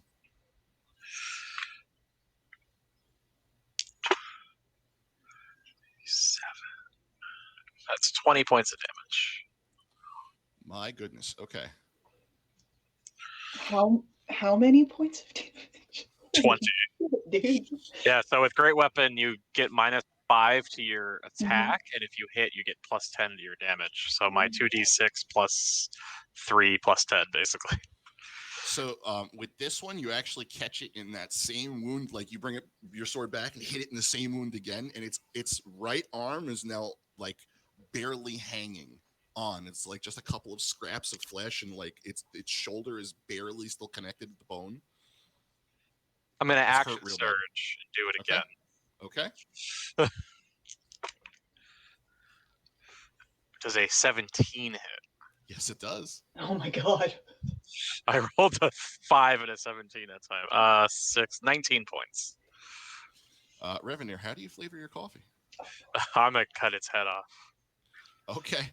So you give it the one vertical strike, its arm is like almost severed. You pull it back, and you almost turn like 180 degrees around, bring the sword back, and just cleave its head straight off it. Like its head goes like sailing 20 feet away.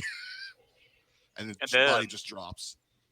And since I killed it, I can bonus action attack. So he's gonna run over here. 5, 10, 15, 20, 30. And attack the one trying to stab Adalia. Ooh, that's a 10 to hit that time. That is a miss. Did you roll with advantage? Yes, I rolled an 8 and a 10. Okay, yeah, that's a miss. Does that end And your turn? the bird will try to attack. All right. Yeah. That's a 12. That is a miss. All right, so less impressive last 2 attacks. That's my turn. Okay. Night Song. This the blue one looks hurt, right?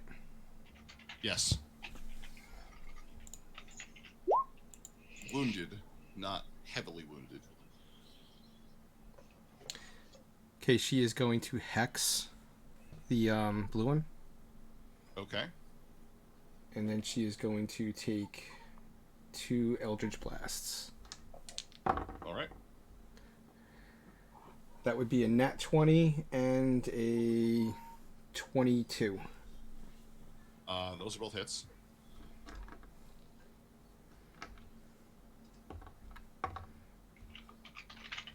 Okay, so that's max damage for the first one, so that's 10, and 2 for the second one. Okay, so 12 total. Yep. All right.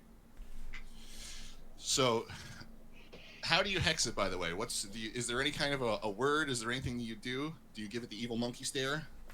No, most of her warlock tendencies tend to be a little bit of purple, indigo, Okay. maybe a little blue. So you see this vampire kind of almost like begin to glow a little bit, like faintly purple, and then Night Song lets loose these 2 Eldritch Blasts, like one from each hand, and strikes it dead in the chest. Does a little bit of damage, but it's still standing. I'm going to disadvantage the dexterity. Okay. And actually, technically, I think I should get... No, there's no bonus damage that's attributed to that. Okay. No, actually, yes, it's a D6. Sorry. Okay. Yes. So that's right. 4 and 5 more, so 9 more. Okay. And that will end your turn. Great. Merritt, it is your turn. Okay. I think that Merritt is probably just going to try to take another deep breath and like produce the flame in her hand and be like, okay, I can do this, and throw it at him again. Okay. No. Actually, wait. No, let me use my. I'm gonna use my inspiration for that. Is that Okay. 8 d8 d6 D8. D8. d8? Okay. So that is 6 plus 5 is 11. Plus 8 is 19. That's a hit. Okay, so then that is the end of damage.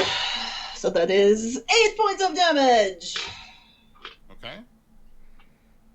And then I think she's just going to tuck back around the bush a little bit and be like, oh, God damn it. And then have Cricket pop up to the side to have the two familiars on either side, just like boink, Okay. boink, boink, boink, boink, boink. And the Cricket is going to try to attack. So With advantage. with advantage. Oh, that's, yeah, so that's a 14, and that's a, well, no, so the first one, 14 plus 5 is 19 to hit. That's a hit. And he's going to do his little bunny attack. Okay. That is, oh shit. I keep forgetting to keep them up. Oh. That is 5 points of damage from his little bunny corn. Okay. Keep in mind, you get a D6 because of the hex too. Oh, it's Oh. is it only only me you. or is it everybody? That's only you. Oh, it's only me. Okay. Okay. Yeah, so little bunny corn comes around and once again just goes. So this is beginning to look like a mosh pit where you're all just surrounded this vampire and all just beating the hell out of it. And you know, Cricket is stabbing it in the back. You guys are all just going to town on this thing. Does that end your turn? Bink, bink. Yep. Okay. Adalia. Oh my god. All right. So Adalia is going to try something a little different. And she is going to take her musket, since her hands are still very ouch, you know, and kind of flips it over her back, kind of like the way people do with guitars, you know? Okay. And she pulls out her war pick and her dagger. And we're going to Okay. try some of this two weapon fighting. All right. So let's see what happens. It's Okay. gonna be great. New skill, who dis? Cool. Okay. So first she's going to take a little swing with her dagger. That's a 12 to hit. That is a miss. Okay. We're going You to try the rolled with war pick advantage? now. You rolled with advantage, right? No. So the next one then would be a 17 plus 5. So that's a 22 to hit. That is a hit. Beautiful. Okay, D4, let's do this. Oh, 7 points of damage. Nice. Adalia. How do you flavor your coffee? Oh boy. Dagger right to the neck, and it is silvered, so it probably like decays a little bit. And I want him to scream, but I slashed right through the vocal cords, so no sound can come out. Okay.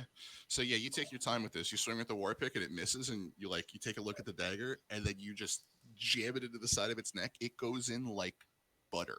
Like butter. Like butter. Like butter. The skin sizzles as the knife sinks in, and it opens its mouth like trying to scream, but just that's all it comes out. And you actually watch as the light fades from its eyes. And then she'll pick up her dagger and take her handkerchief and just kind of clean off any of the ick. Okay. That's it. We are now out of initiative. What would you like to do? I would like to firebolt each of these bodies. Can I just do something first? Yes. Is the headless man, is he still gushing? The one that Ravenir cut the head Yeah. off? Yeah. Okay, I would like to collect some vials of blood. Okay. You're just going to collect it? Yep. Okay.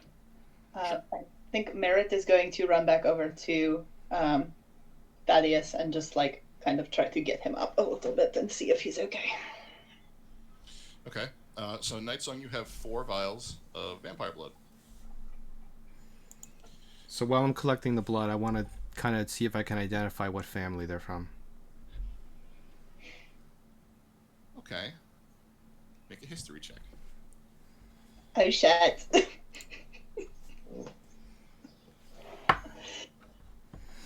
Fortunately, that's only a 12.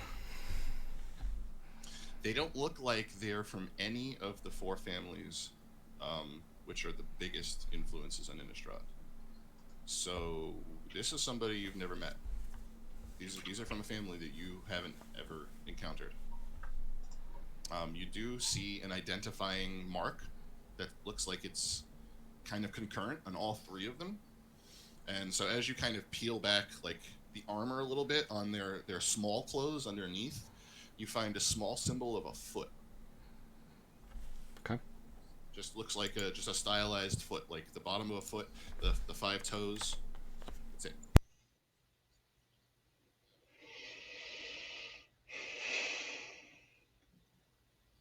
I'm gonna let the party know about it, that these are not one of the four families, and that I Okay. found a mark on that's unique to all of them. Okay. Well, that's great news. Could I go ahead and take a look in the journal to see if there's anything else about a feat? Okay. I Yes, mean, we there really is want to nothing. look. There's nothing listed about any other families other than the four families that your father had listed, and then some of the other ones that, like I said, were scribbled out, like redacted. Good. Good. That's fine. This is great. So Night Song's gonna go over to Adali when she's going through the notes and try to look over her shoulder. Is there something interesting in that book of yours? You always refer to it. Just field notes. Field notes on what? Anything. It's not mine. It's mine. I didn't write it. It's a resource. We'll call it a resource, a guidebook to Innistrad. May I look at it? I would really prefer if you did not.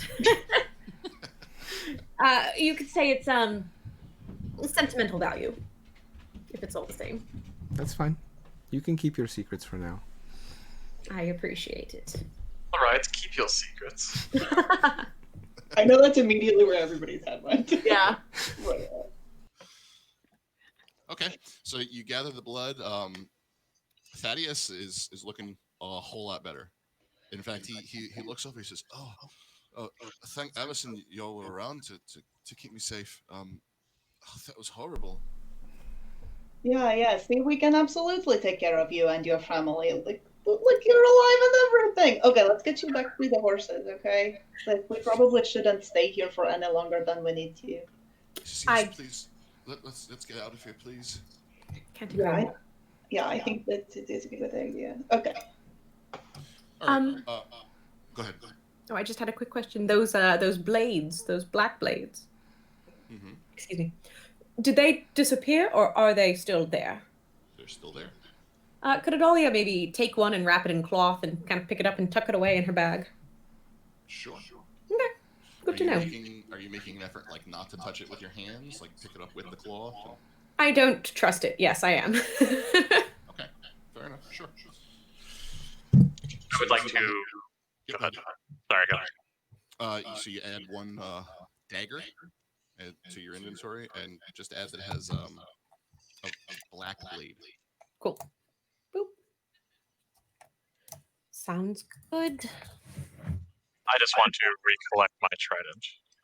Oh, sure, yeah, absolutely. You get your trident.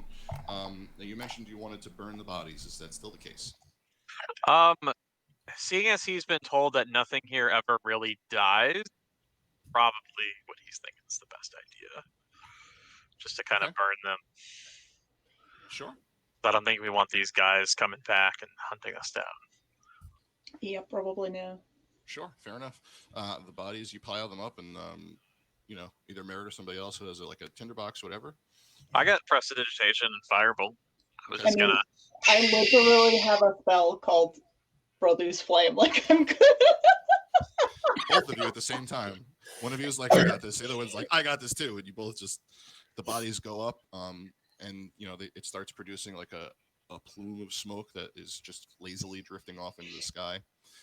At this point, also, you guys are kind of looking around, and the fog has lifted, has kind of cleared.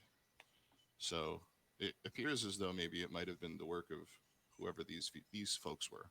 Do you think that they have been like stalking us? Because we saw some of that back in the swamp too.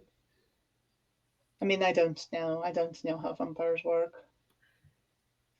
Niflgast, more like creeplegast. You got there. Yeah. Oh man, I will never get used to that smell. Okay, we should probably get out of here. Okay. So with that, you return to your horses, which are all still there. Oh en route. boy. The fog has, like I said, receded kind of to the point where it is now just like it usually is, maybe a foot off the ground, just kind of accompanying you as you go along. And with the rest of the day's journey, kind of almost as it's approaching nightfall now, you get to Shadowgrange. And the township of Shadowgrange is ringed with a stone wall that stands approximately 10 feet high. On approach, several Cathars can be seen walking the walls, crossbows in hand. Atop several watchtowers which dot the wall, enormous ballistas can be seen mounted, which are also manned by Cathars. The cathedral, which stands at the center of Shadowgrange, sits atop a hill which kind of marks it out like a beacon to anybody either looking for Shadowgrange or coming by, and marking the tomb of Saint Traft, which lies underneath. An enormous symbol of Avacyn can be seen carved into the four faces of its roof. And as you approach Shadowgrange, several Cathars come out from the gates and kind of put their hands up and stop you. And they say, hold there, identify yourselves. And the ballistas, there's two watchtowers on either side, and they swing these massive ballistas down and point them straight at you, making their intentions painfully clear. Thaddeus, do you want to say something to these people you live here? He said, oh yeah, all right. Pardon me, Cathars. We're just these fine folks were helping me return home. They have promised to come and help the town with our troubles. And if you could please grant them safe passage, I'd most appreciate it. And so the Cathars kind of gather around you, and they're sort of all like looking you up and down, and they produce their collars. Mm-hmm. Yeah. Okay. Totally. Okay. So you all show them yours, and they kind of look at them, and they say, all right, everything seems to be in order. Please continue. And they open the gates and let you guys inside.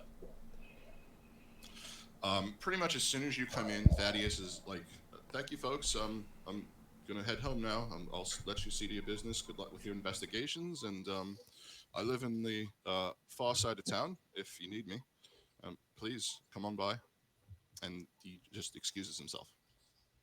Okay, bye. Well, Bye, Thaddeus. we're going to need a place to stay. Perhaps he could have had recommendations. Oh yeah. You say that out loud? Yeah, quietly, yes. Okay. Well, one of the Cathars, since you're kind of right inside the gates, one of the Cathars overhears you. He says, well, if you're looking for a place to stay, you can head over to the Tilted Kilt. So that's a good place. Dahlia takes a note. That sounds lovely. Should we then? Tilted Kilt? Well, yeah, I mean, mostly it seems like taverns tend to be the best place to go if you want to get any information out of anybody. Drunk people talk a lot. Oh, that's a very good point. Yeah, we I can could use a drink after everything we've seen. I do agree. Okay. So you're heading to the Tilted Kilt then? Yes. Great. One moment. Go to the tavern. Revenue, is Titan accompanying you, or are you putting him away? I'll put him away. Okay. Merit, He's same got a little question. bag you can hang out in. I think that Cricket is probably going to be like in and out over my shoulder whenever he feels safe. Okay. All right. So you all go into the Tilted Kilt. The Kilt is a small establishment with a couple of rooms for rent. It is pretty frequently visited by travelers passing from one end of Stensia to the other. Behind the bar, you see is like a portly older guy with he looks like a really sweet guy. He sees you and he's got these big spectacles on his face. He's not really a whole lot taller than the bar itself. God damn it. What? And he looks like this.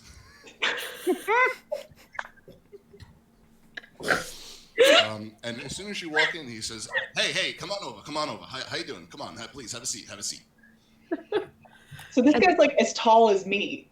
Yeah, he's not a whole lot taller than the bar. He's not a dwarf. He's just a short guy. And he asks you all to come on up and have a seat at the bar. Okay. He introduces himself. He says, "How are you? My name's Sven. It's nice to meet you." And Nightsong, you recognize him immediately. This looks like Sven from one of the bars in Nephalia. Does he recognize me? No. That's good then. Ah, yes. This is. I'm Ravenir. Pleasure to meet you. Adalia extends a hand to shake his hand vigorously and goes, Adalia Green. And he shakes your hand. Pleasure. Are there's like stools in front of the bar? Yeah. Merit is probably going to have to like kind of climb up and like sit her butt in one of the stools in order to get her hand over the bar to like shake his hand. Like, hello, I am Merit. And Ravenir will like help you, pick you up by the back of your shirt, like Oh goodness!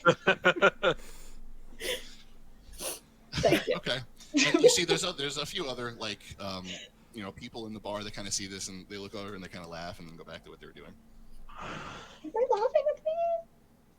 So, we're looking for a room for rent, and what did Large Marge call you? My sugar mother here is gonna take care of the tab. He says, "Yeah, of course. I got a couple of rooms upstairs. 5 silver pieces a pop if you want to stay. We got 2 rooms available." I can pay for some of that. That is fine. I will do that. I can certainly pull my own weight as well. More than I happy. just have. He's gonna pull out some Theros gold. That's all I got on me. Sven takes a look at it and he grabs the gold piece and he bites it. And he goes, "I ain't never seen one like this. Wow. All right, yeah, this'll work." Oh, there you go. See, sometimes it's just like gold is gold, man, and you just have to give it to people and they'll like it. So I don't need a sugar mother. So I don't know what the hell you're talking about, but yeah, sure, whatever. You want a drink? Yes. Oh, you're good. Yeah. What are you looking for? You looking for something mundane, or you want one of my specialties? I don't think I want any of your specialties. No, I think I'll just take a beer, please. Adalia would certainly offer to buy a round for the full party. Just for now. Maybe an extra shot for Nightsong in particular. Just something. A shot of what? Like a glass of red wine. That's what I've seen Nightsong drink. Yes. Wine, We'll do a round of pints and an additional glass of red wine for the that one. Yeah, okay, yeah, sure. That's gonna be 50 strikers. Oh my God. Done and done. And he goes back and he runs around behind the bar, grabbing everything, putting it all together. He comes back, puts it all on the counter in front of you. He says, "That's a shame you didn't want one of my specialties. So they're really good." What kind of specialties are we talking about? He goes, "Oh, I got I got some fancy drinks I can make. You know, I don't get a whole lot of opportunity to make them. How fancy are we talking here? Oh, real fancy. They'll knock your shoes off, dear. I'd be I might be interested in trying something a little bit different. All right, yeah, one sun. It's a little expensive. I'm sorry, but I promise you it's worth it. I will hand it over. I'm very interested. Okay, roll a d100. Oh I was dead. no. Was this a mistake? 72. Okay. So he kind of goes back behind the bar a little bit, and he grabs a stool, and he climbs up to the very, like, it's a shelf so high he can't even reach it. It's almost close to the ceiling. And he grabs a few different bottles off the top, and then he pulls out a glass from under the bar. He pulls out some different herbs, and he muddles them in the glass. And then he takes a few of the different liquors and pours them together. And he just puts his hand over the top of the glass. He doesn't even put it in a shaker. He just shakes the whole glass, and he gives it to you. And it's kind of like this this brown drink, but it's got like bubbles in it. It's like effervescent. It almost looks like out of character. Almost looks like a Coca-Cola. And as you drink it, it's called a koala. Coala. It tastes like ground coal with sugar, but it makes you reinvigorated. So you basically count as having taken a short rest. Nice. I like that. And he winks as he sees you drink it. He said, I hope you like it. Merritt sees him wink, and she's just kind of like, ooh. And he says, so what brings you nice folks into town, huh? What can I do for you? Wait, a curious small man that I have never met before. I would like one of these special drinks too. Yeah, all right. Yeah, sure. One sun. Let's do this.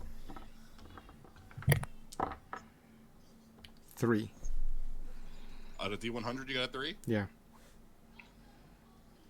All right. So he does something pretty similar, only different bottles. Different bottles, different things. He actually takes something out from underneath the bar that kind of looks like coal, shaped like ice cubes. And he mixes it all together. He says, the locals around here, they really like this one. Here you go. And it is black. It is like a black looking drink. It almost looks like somebody soaked charcoal in water, and he just hands it to you. And as you drink it, it's fucking disgusting. Absolutely disgusting. No effects whatsoever. It's just gross. You almost want to spit it out at him. I would like one as well. What about you, Marin? Oh no, I think I'm just going to stick with my beer. Yeah. But thank you. I really appreciate you looking out for me, Ravner. No problem. Okay. I got a 36. Yeah, okay, no problem. Yo, you're a big one, ain't you? Okay. Okay. So he goes and he takes out 9 different jugs, and he takes each one in turn, pours it carefully into this glass, and when he's done, it is a glass with 9 different layers. He says, this one's real special. I call it the 9 steps. He goes, you're gonna like it, I promise you. Hell. The bottom part is pure black, and the top part is a beautiful red with a full gradient in between. After drinking it, you feel like frozen for a few seconds. And that's to everybody else, you look like you're frozen, but to you, it feels like days, weeks, maybe even months have passed while you're just sitting in the bar. He says, in some circles, this drink was used as a form of torture. He just laughs. Take a Constitution save, please. Merritt is going to grab him by his little scruff and say, what the fuck did you do to my friend? He says, don't worry. It'll be all right. Maybe. 15? Okay. Yeah. You're okay. Like I said, to everybody else, it seems like a couple seconds pass, but to you, it's like you've been here for months, and then you just snap back out of it. And Sven goes, "Yeah, see, I told you it'd be fine. I'm no amateur. Hey, listen, I saw somebody else make this once and killed the guy. I'm good." though." Avenir's got like 1,000-yard stare, and he's gonna turn him around. How long have we been here? We've been here for like, I don't know, we walked in the door like 5 minutes ago. It's like so long. Well, I mean, to be fair, you're not from Innistrad, so I can imagine that, like, being in Innistrad and not being from here, it probably seems like several lifetimes have passed since you've been here. Like 5 of my 9 lives. You get 9 lives? I don't know. I heard someone say cats have 9 lives one time. Oh yeah, I guess that is true, that you are just like a really big kitty cat, huh?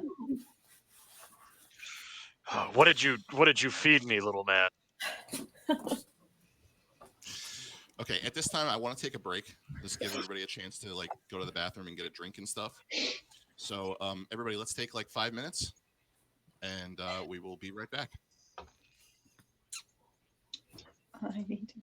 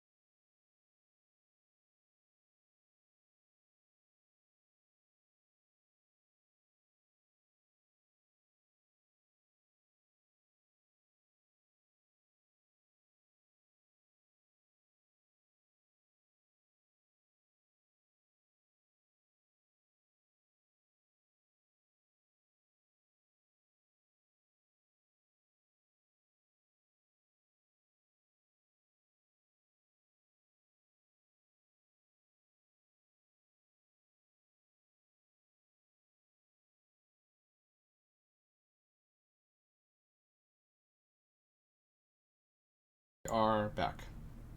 Okay, welcome back, everybody. And without further ado, let's get back into it. So you're all sitting at the bar, enjoying your drinks, and Sven leans in. He says, "You know, you all been quite generous." He says, "Is there anything I can tell you about a town here? And what are you looking for? You don't just wander into town. Folks like you." I have an out of character question. So Olivia wanted us to go to this town for what purpose again? To investigate the disappearances. Okay, so I would tell him that that we were helping the Cathars with the unfortunate events in your town, and we want to find out about the disappearances. Yeah, the disappearances, of course. Yeah, they're unfortunate that that's been going on. The people around here, they think that it's the work of the werewolves in the area, but it's weird. Werewolves have never been known to leave bodies behind.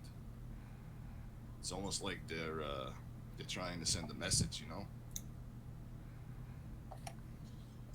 Furthermore, I don't know how true this is because it's always under guard, but people have been saying that there's been something weird going on in the cathedral, like real late at night. Can you be more specific about what happens late at night in the cathedral? Well, a couple of the villagers who come in from time to time, they say that they see people kind of skulking around the cathedral a little bit, like trying not to be seen. I also heard, now I don't know how, again how credible this could be, but one of the local drunks, he said that out there on the edge of town, that there was a little bit of a scuffle, maybe a night or two ago. Scuffle like how? Scuffle like some two like human people got in a fight, or like scuffle like I don't know, like somebody just got hurt or something. This guy came in. He was raving like a lunatic. He said it looked like a whole bunch of people got slaughtered. That doesn't sound like a scuffle. That sounds like a slaughter. Like I said, it was one of the local drunks. I wasn't sure if I could believe him or not. That is fair. I understand what you mean. And it's kind of on the outskirts of town. Not a lot of people really go over that way. None of the more desirable people, that is.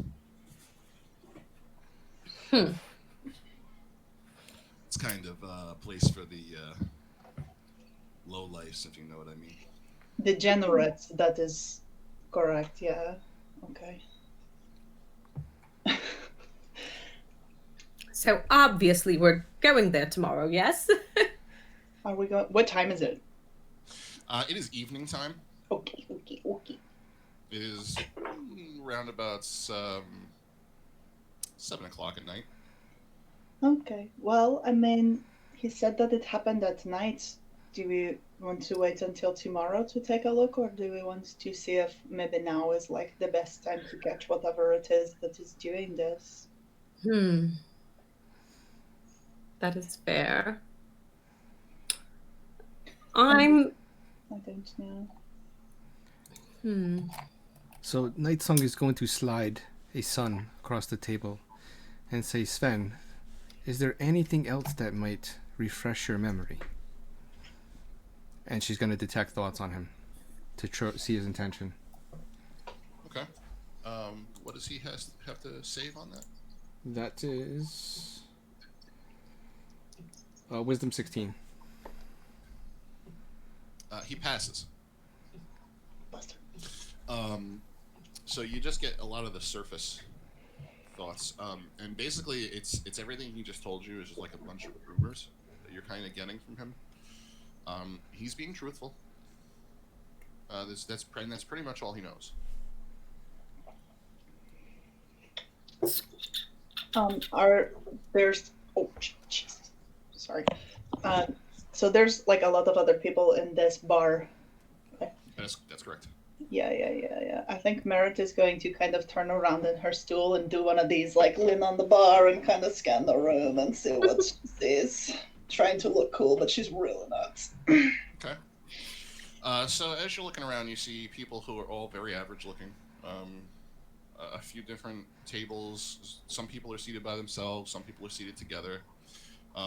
Over on the eastern side of the room, you see several Cathars kind of gathered around the fireplace over here. Oh, sorry, my map. I have my map too big. No worries. Over here on the eastern side of the room, gathered around the fireplace, you see some of the Cathars. It looks like they're just kind of enjoying the warmth of the fire and having a drink.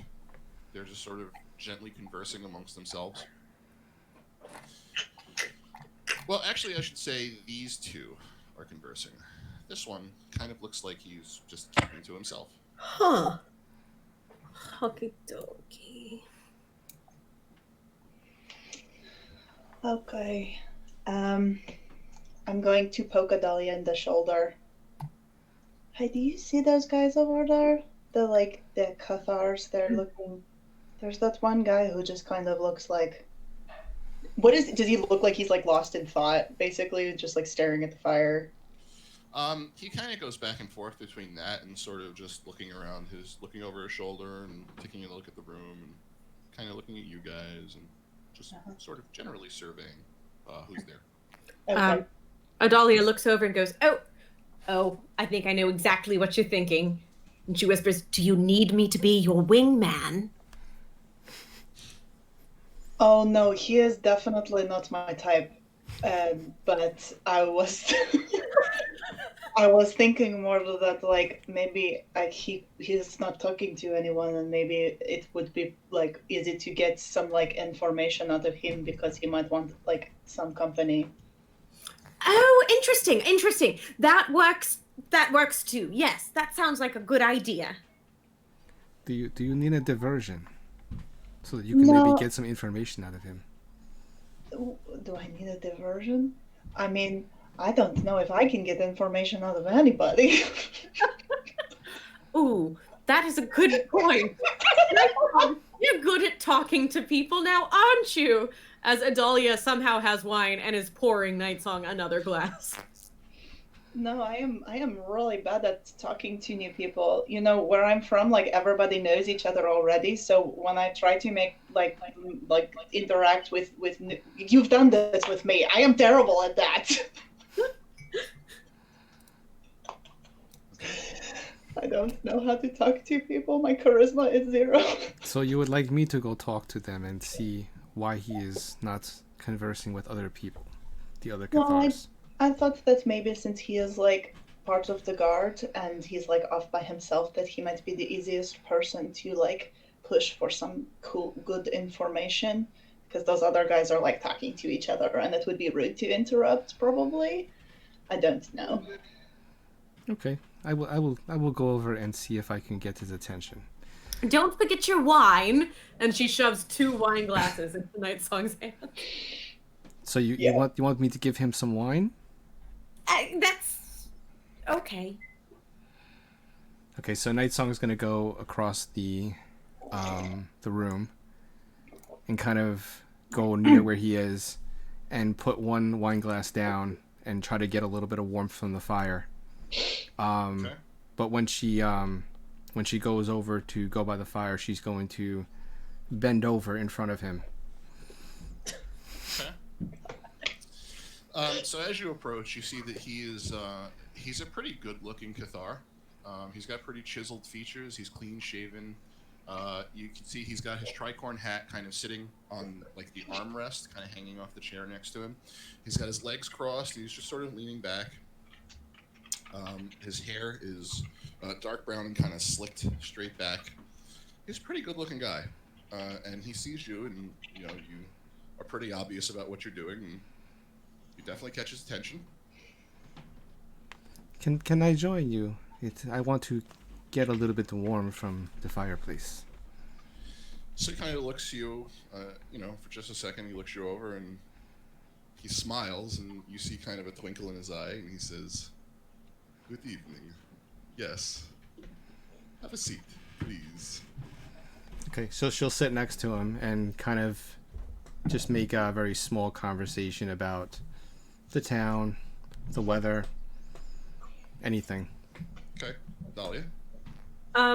So as this is happening, Adalia kind of has a moment where her brain clicks and goes, "We just sent the vampire, who I just saw blood on, over to talk to the man alone." And she's going to try to sneak over there and just kind of hide behind this barrel and just stay close. Fair enough. Make a stealth check for me.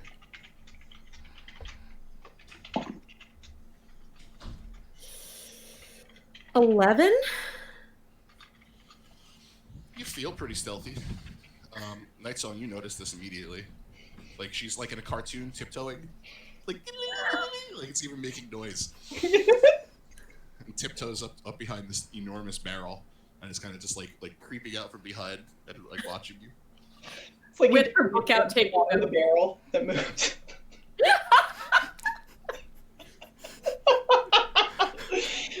Okay. And she'll also like turn back and try to like wave down Merritt and Ravenar and kind of be like, Okay.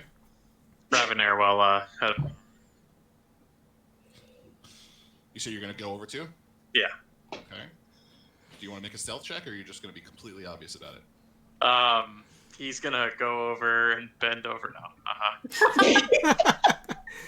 We'll make a stealth check. I don't think that was a good one though, because at disadvantage. So I got a 2 plus a 1 is a 3. Oh my! Okay. You sound like a like a bag of wrenches. Just like walking over. You get maybe this far before everybody in the bar turns and looks at you, and you're just like. and Adalia's gonna make a "never mind, go back" motion. Abort! Ragnar, come here. You stay with you. I need you to stay with me at the bar. Probably. I don't want to be by myself. All right. He'll go back. Okay, thank you. All right. So Night Song, she called us over. Yeah, but I think that maybe that was a mistake. Yeah, it's okay. We'll stay here for now and like survey the bar. We'll keep an eye on everything. We are spies. Okay. I am a ninja. So Night Song is going to look into the very handsome man's eyes, and her eyes are going to change, and she's going to use compulsion and tell him that you really want to tell me everything you know about Shadowgrange and what is happening around here. Okay. Do you have a seat as you do this? Yes, and I actually give him one of the wine glasses. Okay. So you go and you have a seat next to him, and you pour him a glass of wine, and he sees your eyes change color, and you do your thing, and he just maintains his smile, and he says, "That is a nice trick. Unfortunately, it will not work on me, but I can tell you what you wish to know anyway, since you seem like a lovely person. What is it that you wish?" So is it apparent that he's a vampire? I don't know. Make a perception check. That would be a 23. Nope. It's not apparent at all. Does he Looks like- actually drink the wine? Yeah. As he's talking to you, he just maintains that smile, puts the wine to his lips, takes a long draw, and just keeps looking at you. Has not broken eye contact once. Okay, I'll kind of let my guard down a little bit, and so we were asked to come here to find out about the disappearances and help the people here. Is there any information you can give us that would aid us? So he leans back a little bit and he says, "You were asked? Asked by who, I wonder?" By a friend. Actually, a family member asked me to come here. It is good to do things for family. Um, so you're here about the disappearances then, yes? Yes, I am. Yes, that has been most troublesome. From what we gather, there is a pack of werewolves that is doing the murdering, as it were. Messy business. They do not clean up after themselves. What else can I tell you? Do you have anything specific? Do you know which type of werewolves they might be? This is. Yes, I believe I do remember the pack.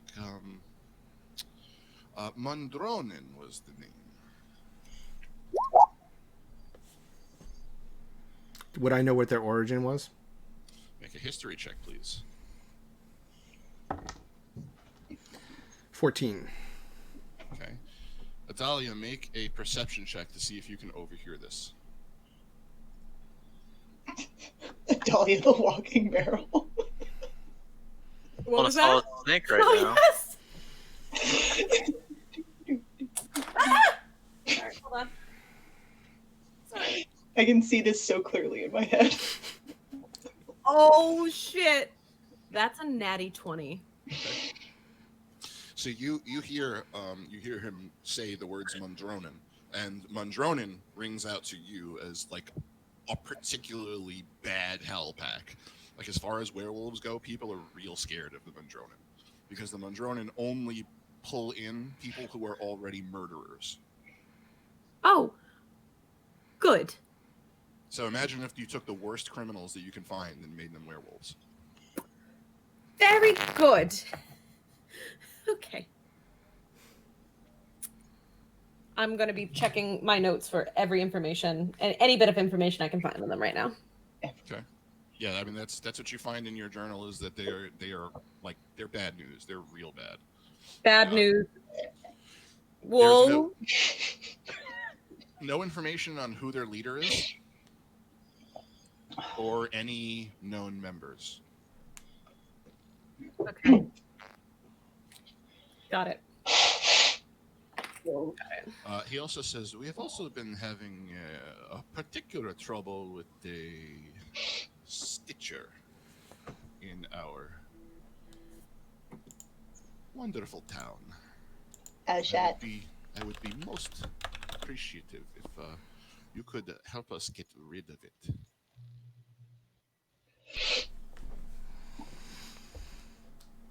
What sort of trouble is he causing? Or she causing?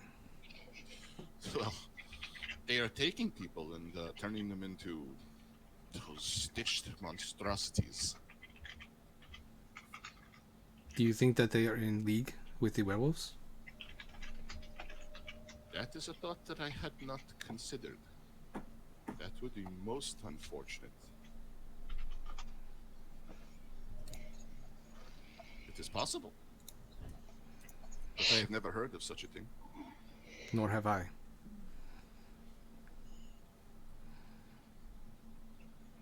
He takes another long sip of the wine, kind of just drains the glass and puts it down. Do you notice that Stencia is like extremely sad lately? No, I have not noticed such a thing. What do you mean? Well, one would expect that with Avacyn's return, that the people would be very happy. But it does not seem to be in Stencia.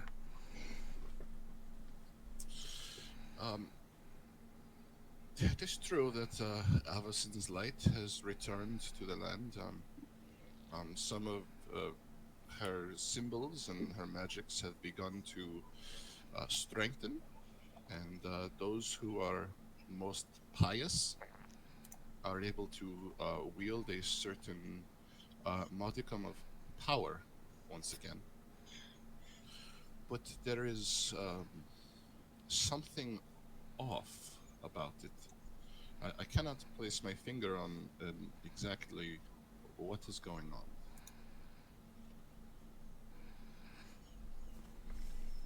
By off, what do you mean? You mean that perhaps Avacyn has not regained her full strength?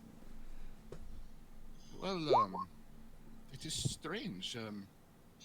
In the past, you have heard of angels appearing occasionally, even Avacyn herself, to help the people. This is no longer the case. I do not know why. So There are no you more stories of angels helping. so you are a very pious man, yes? I would consider myself so, yes. Have you ever seen an angel?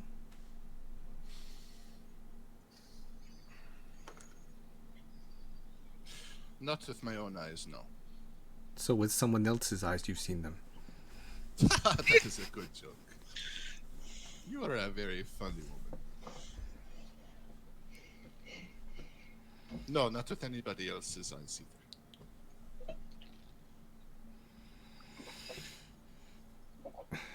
So a Night Song's gonna look over at Adalia and kind of like motion. Is there anything else you want to know?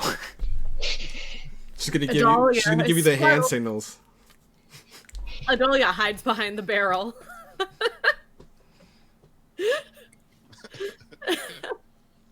I'm not even here. And I guess she'll slowly kind of like look over and just she kind of like gives a like irk, irk. And then she realizes that might be perceived as kill him, and then she's like, no. She thumbs up and hides again. Okay, so Night Song is going to thank him and just say that she has to rejoin her friends. And he thanks you back. He says, I wish you safe travels. I do hope that we meet again. I don't believe I caught your name. My name is Gremio.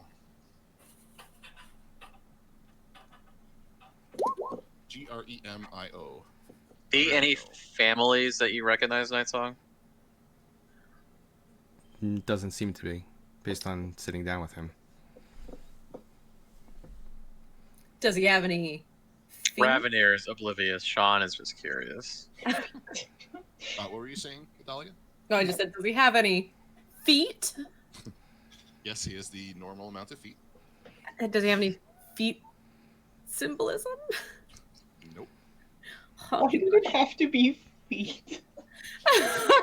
In fact, he's dressed like a higher ranking Cathar. Like his clothes are a little bit finer than some of the other ones that you see. Just from sitting there and looking at him, his boots are nicely polished. He's got a really intricate looking rapier that's kind of leaning, resting against the chair next to him. It's got a really nice silver basket on it.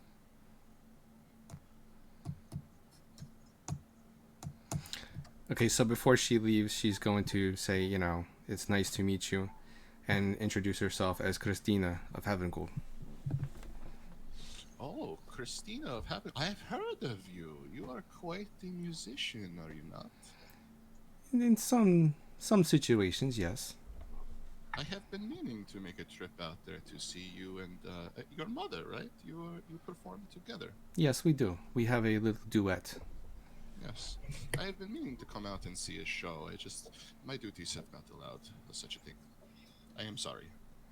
It is okay. If you would like, I can perform for you and your other Cathars to make the night go a little quicker. Oh, maybe some other time. We are just getting ready to leave. I appreciate the offer, and it is a pleasure to meet you. And with that, he kind of stands up and kind of gives you a little bow, and he walks out. Okay, so she's going to return back over to... And she's going to wink at Adalia, who's hiding.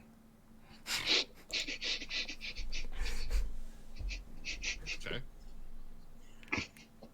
Adalia is going to strategically wait behind the barrel for a little bit, so it's not obvious that she was spying. Except it's Okay. totally obvious that she was spying. Very glaringly obvious. I love it. So did you find that anything interesting when talking to that guy or no? He did not fall prone to my charms, but he seemed to be very honest about what was happening. And she'll go on and explain about the werewolf pack, the How pack, and the Stitcher. That's also a part of that. So she'll kind of relay all that information back. Okay. Oh, like a werewolf pack that just like leaves bodies everywhere though? That sounds a little weird, and they normally don't do that. Right.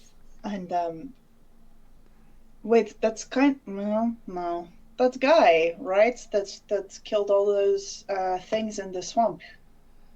That sounds almost a little like that. Well, I do not think that the Cathar was distrustful. He did have a rapier that had a silver basket on it, so if he were a werewolf or a vampire, it would be blatantly obvious. Yeah. No, I'm just thinking about like what the fuck is going on in this town. It's so weird.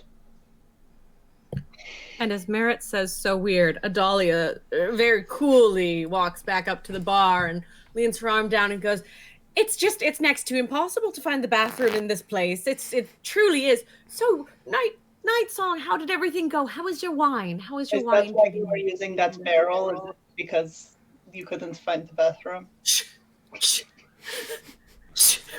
The wine was actually very good. I do enjoy a normal glass of wine once in a while. That's like all you drink. Yes, Rapnir, wine.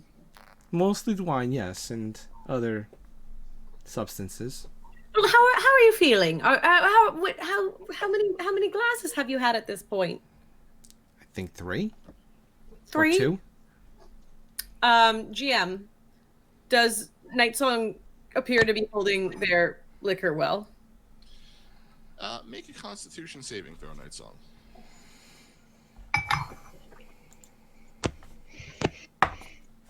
$11. Yeah, you're fine. Got a little bit of a buzz. Adalia just has her new journal out right now and is just kind of taking notes on the information that she overheard.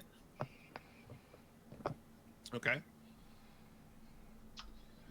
Well, what do we want to do from here? I mean, do we want to just like rest up for the night and see if we want to like go around in the morning and talk to people or try to talk to? Is anybody in this town going to talk to us? I certainly hope so. Otherwise, we will not be able to make any transactions whatsoever. I mean, in the last town, like nobody wanted to talk to us. They were all really freaked out that we were even there. Oh, that's true. And like with all the people disappearing. Oh, sorry, what? That's cool. As you're sitting at the bar, all kind of talking, Night Song, on the back of your collar, you feel something like tug, like pull at your collar, like pulling you sort of very gently, like backwards. Okay, I'll turn around. Nothing there. Did anyone see that? My collar being tugged? Make a perception check. Okay. 22. 10. Okay. And Sean's away. So, yes, you all collectively noticed Night Song's collar being gently kind of tugged backwards. Not enough to pull her out of her chair, just real gentle.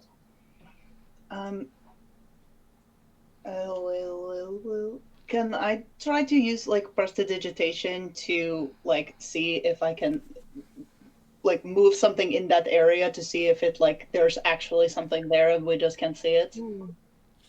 Okay, sure. Yeah, there's a chair that's directly behind her at the table. Yeah. So you kind of slide that like, in the area where you think somebody might be standing. Mm-hmm. No, there's nothing. Nothing there. Okay. And as you're kind of looking at the chair, Night Song, now the front of as you spun around, the front of your armor is kind of being tugged like toward the door. Again, gentle. The exit of the building. Yes.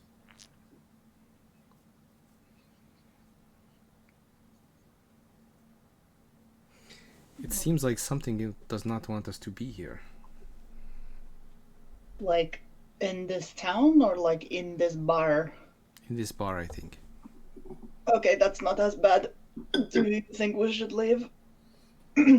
Well, we were planning to stay here for the night. Do you want to go and try to investigate the cathedral tonight while it is dark? And we are more likely to encounter something? Or would you rather wait till the morning? Well, I mean, if we're being honest, it's probably better to do it now, right? If you're looking to catch somebody in the act, yes, night would probably be the best time. Yeah. Well, what are we waiting for? Okay. So you exit the bar.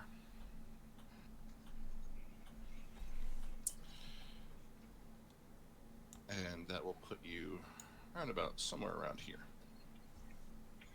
You exit the bar, and again, nice song, you feel that tug in the front of your armor once more. It's just like a second. It's like a really gentle tug. And it's leading you toward the horror section of town. Like every couple of minutes or so, you feel a tug and you start walking in that direction. And you're kind of using it like a dowsing rod. Like you turn one direction, you walk a couple steps, and you don't feel anything. Then you turn another direction, you walk a couple steps, and you don't feel anything. And you turn a third direction and walk, and again, you feel that tug to kind of help you know you're going in the right direction. Make a perception check for me, please.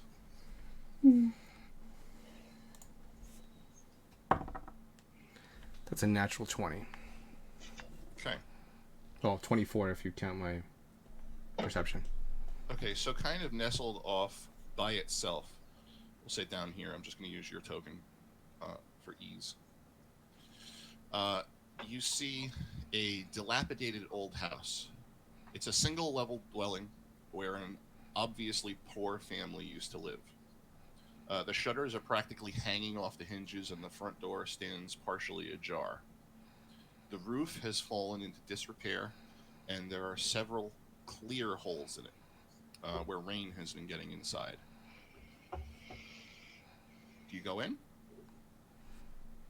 Does everyone want to go in, or do you want me to go in by myself? No, I don't think you should go in by yourself. I'll go in with you. Definitely do not. We should stick together. All right. When you step inside the house, the first thing you notice is the moldy, mildewy smell. Rainwater has been collecting in shallow pools in the muddy dirt floor. That's how you can tell it's a poor dwelling. There's not even a wooden floor. Along the far wall, there is a small fireplace with a mantel on which sits a couple small portraits, which are partially rotted and mold covered. Is there any sort of markings on any of the portraits? Perhaps a family name? Make an investigation check. 22. There's no names on it, but when you look at the portrait, you see a man and a woman that kind of looks like it might be his mother, or like a younger guy or a boy that might and looks like a boy and his mom. The boy looks kind of familiar.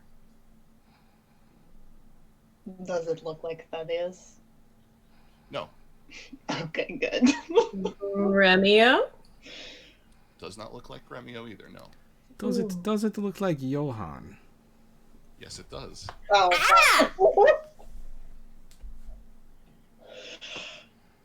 And So- kind of as you're looking at it, you notice that there's one room that adjoins this main room. Doors open, and it looks like it's like an old bedroom. I let everyone know that the picture looks like Johan. To me, anyway. Okay. Oh, fuck. Johan? But isn't he Yogon? Yeah, he exploded. That was quite traumatizing. Yeah, it really was. You said the house isn't very big, right? So is there any part of the room that's like hidden from us at this point, or can we basically see everything that's in here from where we are? You can only see a little bit into the bedroom. Like the bedroom is kind of mostly obscured by the door. Like you can kind of see a little bit, just like a piece of the bedpost, and it looks like it's been there for quite a while and has just been exposed to the elements. Okay. But The room we're in right now, sorry, is mostly. Yep, is open. Nothing's obscured. It's pretty straightforward. Okay. Just not trying to find any more bodies behind the bar. Do you wish to investigate further? Yeah, I guess I'll go and try to look in the bedroom and look under the bed and see what is in there. Okay. So when you go and look under the bed, you find an old wooden footlocker. It's not locked. Are there any employees? Okay, I guess I'm okay. Oh fuck, I don't have damn it. Okay. Okay, I'm going to yell back. Okay, I found something. It's a big wooden box. I'm going to open it. Okay. Are you gonna open it with your hands? Yes, I do, because this character doesn't have mage hand. Okay. So when you open it, nothing happens. Inside, you find a familiar mask, and it looks like this, which is very similar to what Johann was wearing when he died. And there's something wrapped inside. You open it up, and there is a gorgeous-looking gold key, intricate beyond description. And as you open it up, something appears next to you. It's Johann, but he is like white, completely stark white and translucent. Yeah, Merrick screams and crawls backwards. He says, "Oh, no, do not be afraid. I am sorry. I did not mean to frighten you. Yeah, everything is okay." Johann, were you the one that was tugging on my collar and my shirt? Yeah, that is correct. Yeah, that was me. Haha, little joke. The king, you've returned to my league. Oh, I forgot about that. Yeah, okay, I am not the king. I understand why you think that, but I am not royalty. As you can see, I am quite poor. Well, you said you were the monarch. Yeah, I think that was just a means for her to be able to kill me. Oh. Well, the fact that you survived, in a manner of speaking, the feast of the monarch, I would say that does make you a king. Yeah, I suppose I have survived. I don't think that I am necessarily all myself at the moment. Perhaps you could help me with that, maybe? I would like a body, but I don't want to take anybody's. That seems wrong. That's like stealing of a whole different kind, and I'm not into that. Yeah, it's pretty rude to possess people. It's very inconsiderate. So that's nice that you are thinking of that when you want to possess. You want a corpse? Well, I don't know if it's. I don't know how you're going to go about this, actually. I haven't quite thought it through. But yeah, I want to be sort of polite about it. I don't want to hijack anybody's body, unless you want me to take one of yours. Would you be able to possess a suit of armor? I had not thought about that. Maybe. Okay, so actually Nightsong uses her armor to pull out her second set of armor. Okay. How are you going to try this? And when you guys look at this, when you see what she does, her armor actually, her leather armor that she has like straps on it. It pulls the other set of armor out. How do you do that? That is so cool! Oh my god. This armor that I wear is a kind of, I guess, an artifact made by an inventor named Heward. It sort of has a mind of its own. Oh goodness, sentient armor. What will they think of next? Yeah, I agree. That is crazy. I've never seen such a thing. Well, if it has a mind of its own, then maybe it can be possessed by your mind, Johan. Okay, I will try. Can you maybe put the key in one of the pockets? Yeah, she'll put the key into the extra set of armor. Okay. So you go ahead and you put the key in, and nothing happens. This is What odd. i- I do not think this will work. What is this key to you? Why is it special?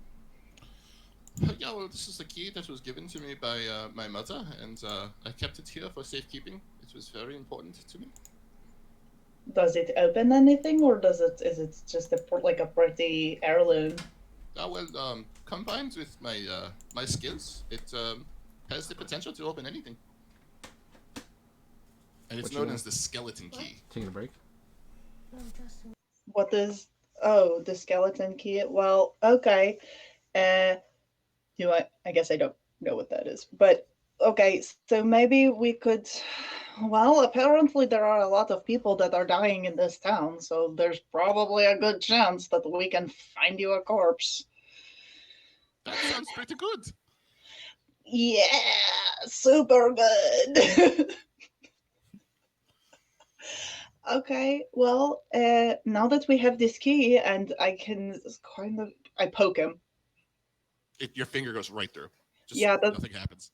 Okay, now that you're here, I guess that we can try to do a little more looking around, and then maybe we can find a body for you. That would be nice. I would like that. Yeah, just take the key, and I will follow you. Okay. We could teach a lesson to those children that were harassing your bunny corn, and you could have one of them. I think that is the best idea you have had all day. Well, What, those there was children harassing a little creature? What is Well- a bunny corn? those kids. This is a bunny corn, and Cricket pops up next to our shoulder. Ah! Oh my God! As I've I never seen such a thing. That is amazing. How does he do that? I don't know, Wow.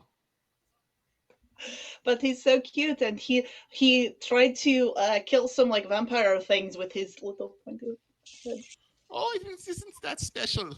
Yeah, it really is. What a nice little friend. Yeah, don't possess him though. Okay. No, don't worry. I have no desire to be a little bunny creature.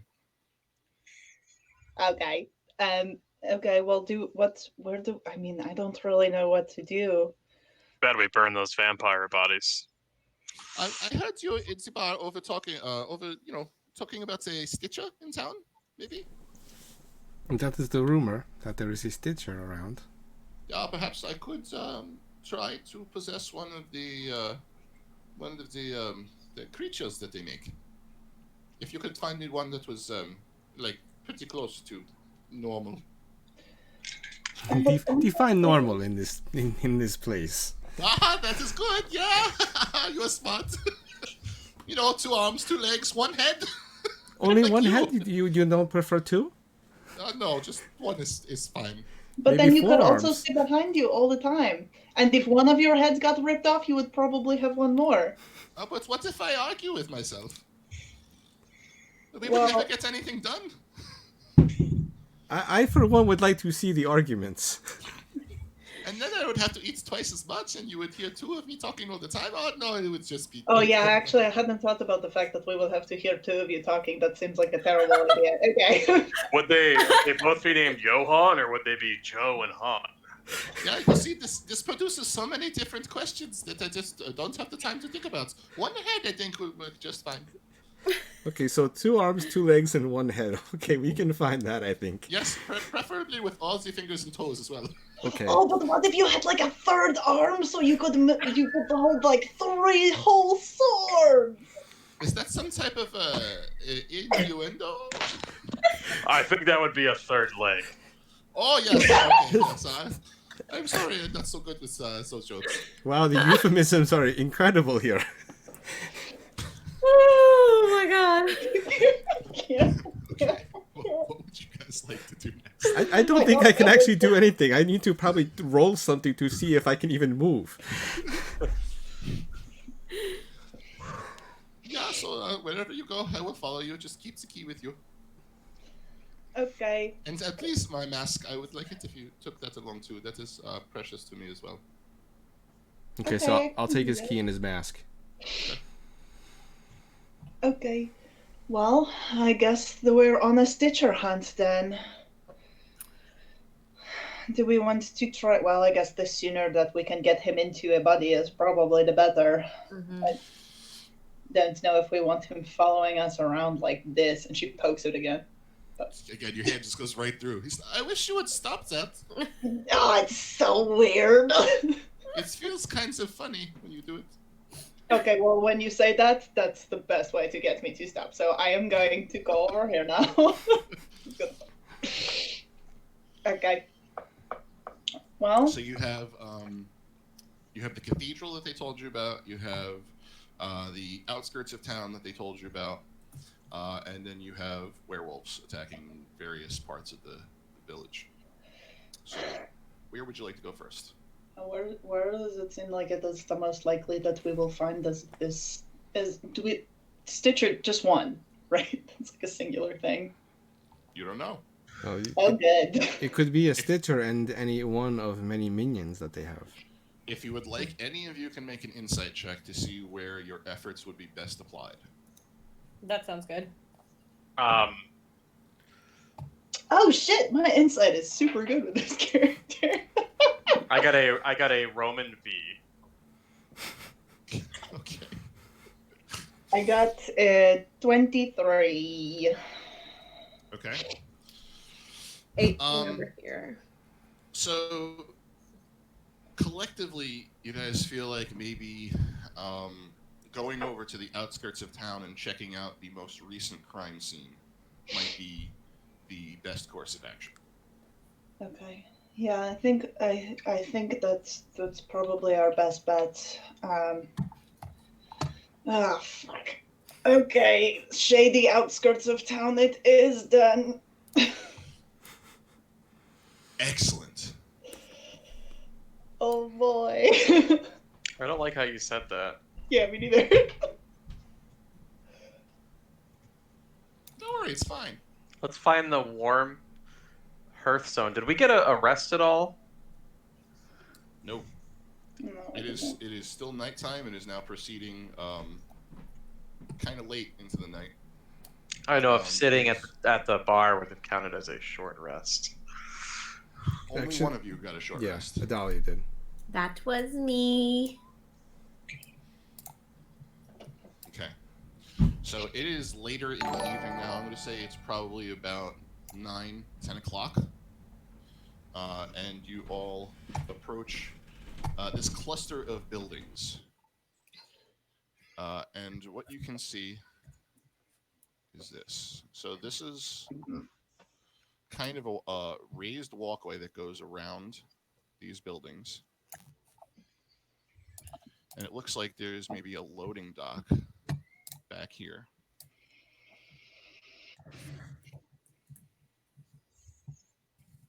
Okay. Where you approach these buildings is kind of down down a little bit. So this area right here is raised up. You're standing at the bottom of some stairs that kind of lead down into this area. And it looks like you, this is the front of a building here, and this is the front of a building here. Okay. Let me just reveal a little bit of the rest of the walkway here. And Okay. do we know where exactly they've been found, or just that this is like the general area? This is the general vicinity. Immediately upon walking into this area, you see scratch marks on this door. Pretty low to the ground, like maybe a foot or two off the ground. And they're not terribly deep. Looks like just some gentle, like maybe paw marks. Does it look like maybe they were made by like a house cat? Make an investigation check, please. I can do that. Oh boy, can I? I can't do that. I've got a 3. Okay, that's okay. Even with that, like you're pretty good. You've seen these things before. It looks like it was made by a dog, like Yeah, like a normal dog that pawing at the door. okay. Okay. Yeah, that's not important. That's probably somebody's puppy that got left outside and they wanted to come in and get their dinner or something. Not like a baby werewolf. No, just like a puppy. Do you not know like a little dog? Oh, I know dog. I'm just talks of werewolves. I mean, maybe can werewolves have? You know what? I don't want to start that conversation right now. We are busy. Let's keep looking. Okay, so right away you see a door here, and you see a door here, and then of course, like I said, the walkway continues up and around the back of the buildings here, and continues back around the buildings here. Do we want to like walk around the perimeter and see what we see, or do we want to try to like go? I do think that would be a diligent effort. Yeah. So like just like like start walking around the outside and see if we can see anything from just the right area that we're on. Go ahead and put yourselves where you'd like to go. Bloop, bloop, bloop, I hate it. I hate it so much. bloop, bloop, bloop, bloop. Yeah, I think I'm going to go this way as well. Okay. I'm like super duper scared. It's fine. I'm sure everything is just fine. Fine, just fine. Fine. Oh, he's gonna pop Titan back out. Okay. Okay, Bunny, you stay with me. Cricket, please don't go anywhere. Yeah, okay. Like right around here. Why am I in? All right. So Merritt, as soon as you turn the corner, Fuck. you see the door right here Mhm. is ajar a little bit. And it looks like, make an investigation check for me, please. Okay. That's a little better. That's an 11. Okay. So right near the door, you see like on the floor, like it looks like a small like mass, just kind of like laying on the floor. I want to take my quarterstaff and just like poke it a little bit. Okay. So you poke it and it actually flips over. It's a woman's face. Just a face? And she's like just lolling up at you. Just a face. Just a face. Just her face. Oh, what? No. So Merritt is going to like. Okay, we need to Roll a constitution check to make sure you don't vomit immediately. I mean, she's probably seen a little worse, so she's probably okay, but it's still not great. Okay, guys, there's a face over here. I'm gonna, you know what? I'm gonna use no, I'm not gonna do that. I'm just gonna whisper behind me. Guys, there's like just a face over here. So Just a face. Yeah, it's literally just a face. No head, just face. So I think that we probably need to be like really quiet. This door is open, so I'm going to just like try to peek inside and see what I see, and try not to get sick. So Yes. I want to like really quietly. Same thing with the staff. Just kind of like crack the door and like. What do we see? Does it look like the face was cut off with a scalpel? Is it a very clean cut? Make an investigation check for me, please. Motherfucker. That is a 15. It has acid burns around the edges and on the back, as if it was actually burned and then like torn off and just left. Wow, I hate it. Thanks, I hate it. Inside, so Does anybody go in, or you're just cracking the door and taking a look inside? Yeah, for right now, I just want to. I suspect that this is probably the work of a Stitcher. And I have to admit, I was half tempted to manipulate the face to make it talk to you. But I decided against that. I appreciate that. Okay, so inside, I'm not even going to make you roll for this. What you see,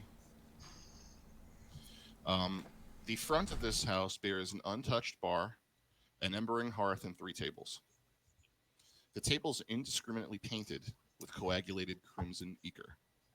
Impressions of teeth and scrapes imperceptibly mar the wood. The floorboards are colored much the same. Crimson brush strokes on fatigued wood are all throughout the room. The main endpoint of them congregating behind the bar. It looks like somebody kept a bunch of corpses in here. Like there's just freaking blood all over the place. Okay. Does it look like anything in here is moving? No, there are no signs of life inside. Okay, I am going to relay that to the group, and I think I'm going to go ahead and just open the door and step in just Okay. the front. Okay. Can I ask, how fresh is the blood? Maybe a few days.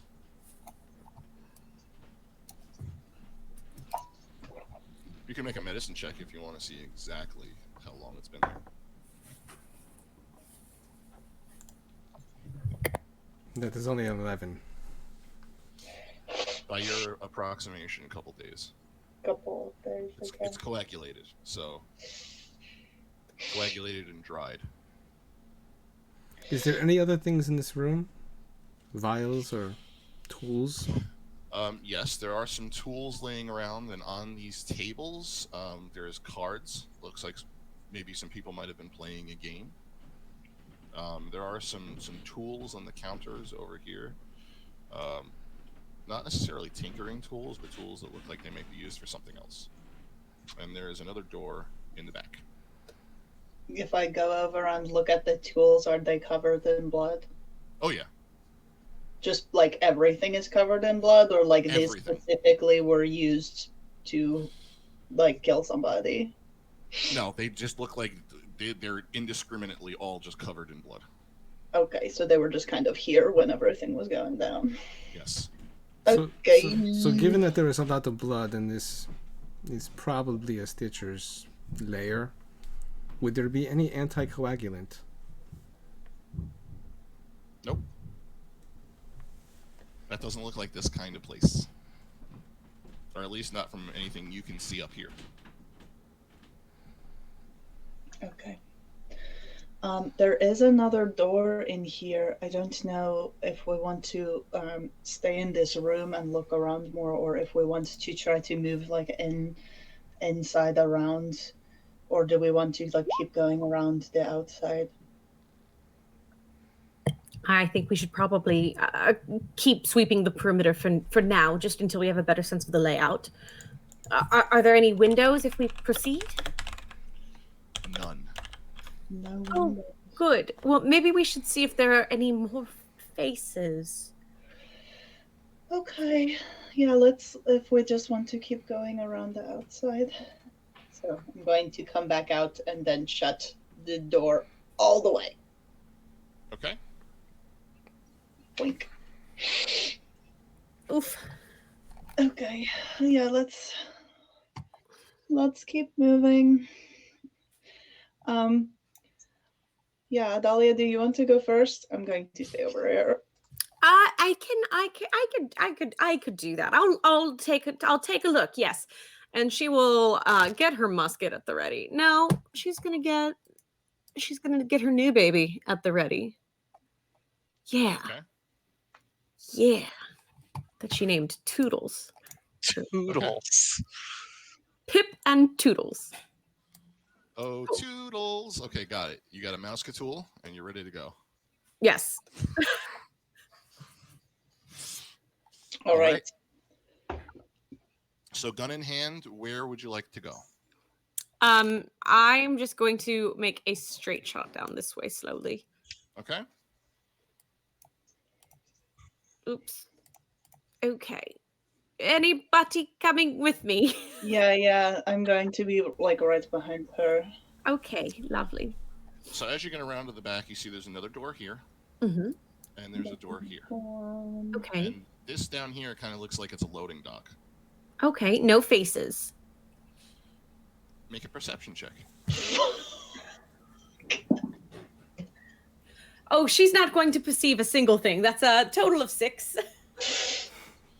No fleshy masses laying anywhere in the vicinity. Okay. Okay. Oh no.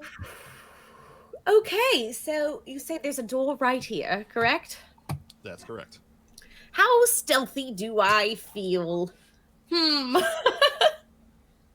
She goes, Merritt, excuse me, here's a thought. What if your bunny, since your bunny can evaporate and go here and there, what if we sent him in to do a little look-see? Let me ask him. Cricket, do you mind going in that room and taking a look around and seeing if you see anything for us? It kind of gives you a little nod, and then he sort of floats around the corner. You can make a stealth check for him if you want. I do want to do that. Let me get his stats up. This is either a good idea or a terrible idea, and we're gonna find out. Well, his dex is pretty good, so...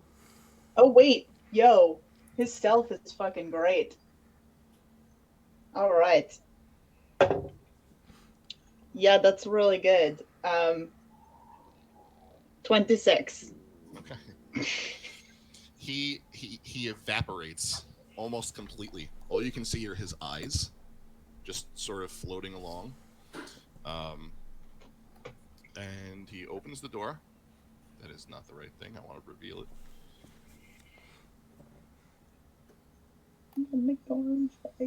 And inside, this room holds a small table in the center with little segments of the room divided for sparse materials implemented for something. 3 benches rest on the back wall. Barrels and other metalworking tools hang on the walls. On the table, you see 2 empty bottles of wine, accompanied by a half-empty third bottle and 5 undisturbed glasses. The floorboards seem worn in.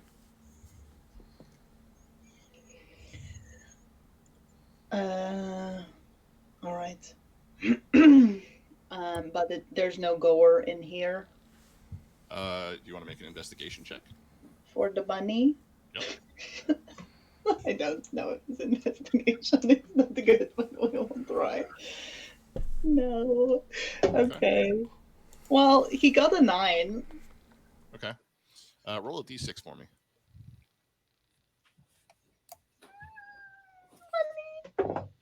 Five. You just see 5 strikers on the table. What is that? 5 copper. Oh, right. Okay. It's like, is a striker like a small stitcher, like a stitcher in trade? No, the coppers are called strikers because pretty much anybody can make them. You can take copper and hammer it into, like, you can just strike it into a coin. Okay. Okay. Well, does he like bamf back out and like? Yeah. He comes back out and comes over to you, and with his eyes tells you everything. We'll say that we have a connection. Yeah. Well, you can speak with animals, so. Yeah. Okay. So guys, it seems like it's probably kind of safe in there. So so Merritt, knowing what she knows and having a little bit of experience with a lot of things, does she know what this looks like the tools are for? Make a history check, please. Okay.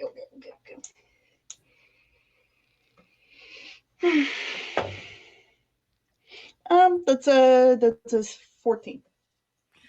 It looks like the tools and materials are intended to assemble traps. But many of the materials, it looks like, that were on the benches have been removed. It looks like things were taken out of here. Okay. Okay. So I told everybody that that's probably not good. But it doesn't seem like there is anything in there that is like bodies or gore or anything like what we would be looking for at this moment. No, So in fact, perhaps- this room looks very different than that front room. This room is a hell of a lot cleaner than that front room.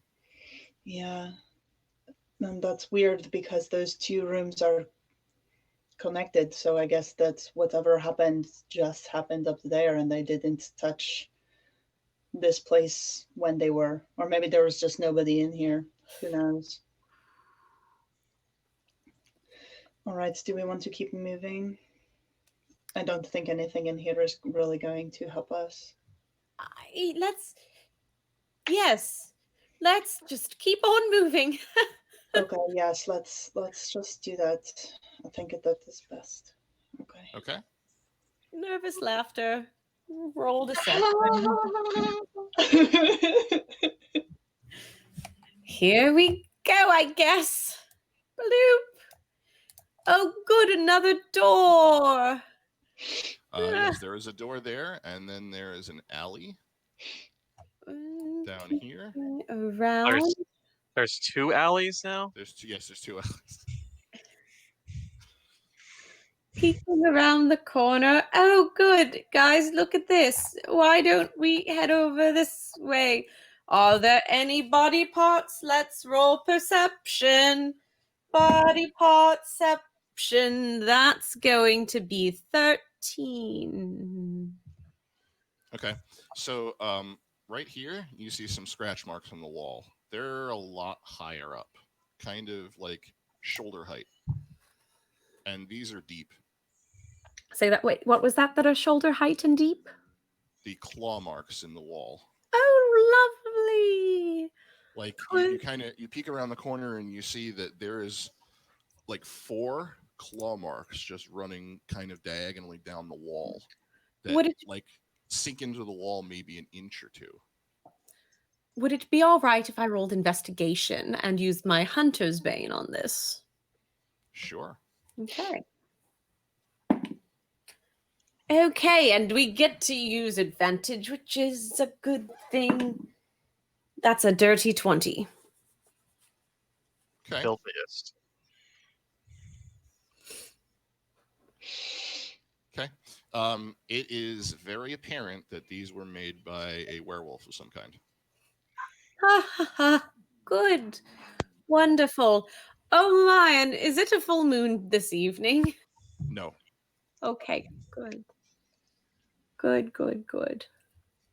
That's good news. You also see kind of dispersed blood spatters and indents on the walls near the claw marks, and it looks like they're from like heavy collisions on the walls with kind of blood trickling down. Wonderful. Just Dried coagulated blood. Okay. Hey guys, we've got some evidence. Oh, good. Well, then. Are you going to mark it in your journal? If you have evidence, I want to know if you're going to put it in your journal.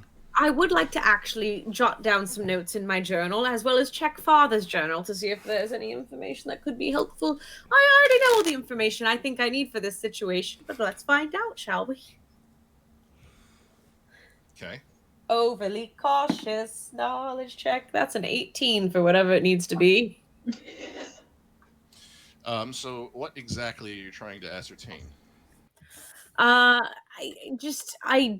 think I have all the information. I think particularly what would be more valuable information would be looking to see if perhaps I could determine how fresh these marks are, how warm they are, if there's any, how long would it take for that blood to dry, and so on and so forth. Okay. Pretty much the same thing that you found inside the building. They look like they're about 2 days old. Okay. Okay. Not Like bad. it looks like it's rained in between the time that they were made and now. Okay. So kind of maybe around the time while you guys were in Brelit, this may have been happening. Say that again. Oh, okay. Okay. Oh, good. Okay. I'm not afraid in the least. It's fine.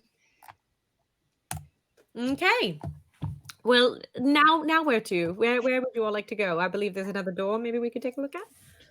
Okay, yeah, I guess if that's probably what we need to do. Okay, we can do that. Nadalia is just going to take a moment to do some breathing exercises to steel her nerves. Okay. You see a door here, and a door here.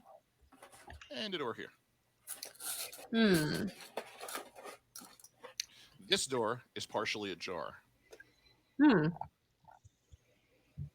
So it's half door, half jar. Yes.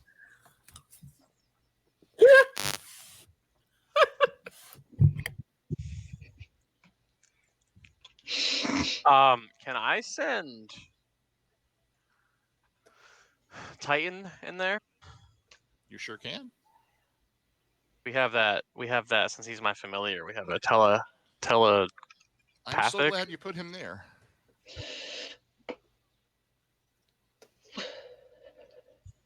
fuck is that? Please, is that? Oh God.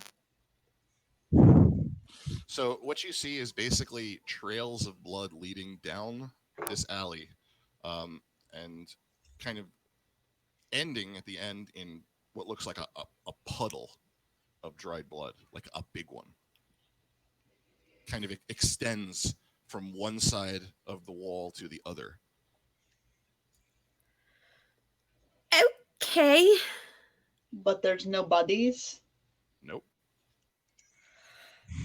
Oh, good news. Good news. Well, Dahlia, stay behind me, just in case something jumps out. I'm right behind him, and I'm peeking out from the side with my gun. is it good news that there are no bodies? That sounds like probably bad news. Bad news, wolves. I've already made that joke.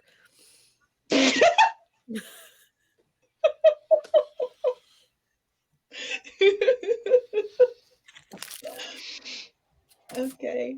And this is a door. That's a door. I'm going to open this door. Okay. So out front, next to the door, you see a sign that says weapons. And you open the door, and there is a gentleman standing behind the counter. He looks like he's partially balding. He's got kind of the ring of hair on the back, and he's fat, and he's got a lot of tools kind of stuffed in different pouches and things on his apron. And you can see there's all manner of different weapons kind of laid about around the room, and some of them look silver. Is there a silver greatsword? Do you want to ask him? Well, I'm gonna look at him. I'm gonna say, have you heard any disturbances tonight? He says, tonight? No, nothing tonight. Yeah, you're actually my first customer tonight. How are you? I'm well. That's good to hear. Let me know if I can show you anything. Do you have any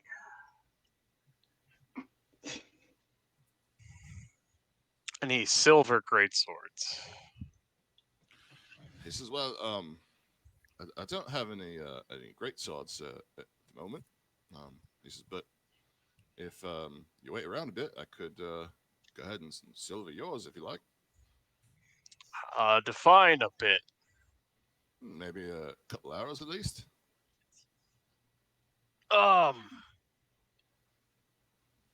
So if you like, you can leave it with me and pick it up in the morning. Well, I need a different weapon in the interim. He said, and to be clear, you're looking for real silver, right? or are you wanting some of the counterfeit stuff? Something to kill werewolves with. All right, the real stuff. All right, yeah, I got you. I can fix you right up. I heavily learned they are not weak to onions. No, not onions. I haven't heard that. Says if you like, I could sell you a silver longsword. How much would it be to silver my weapon? That would run you about 50 holies, 50 silver.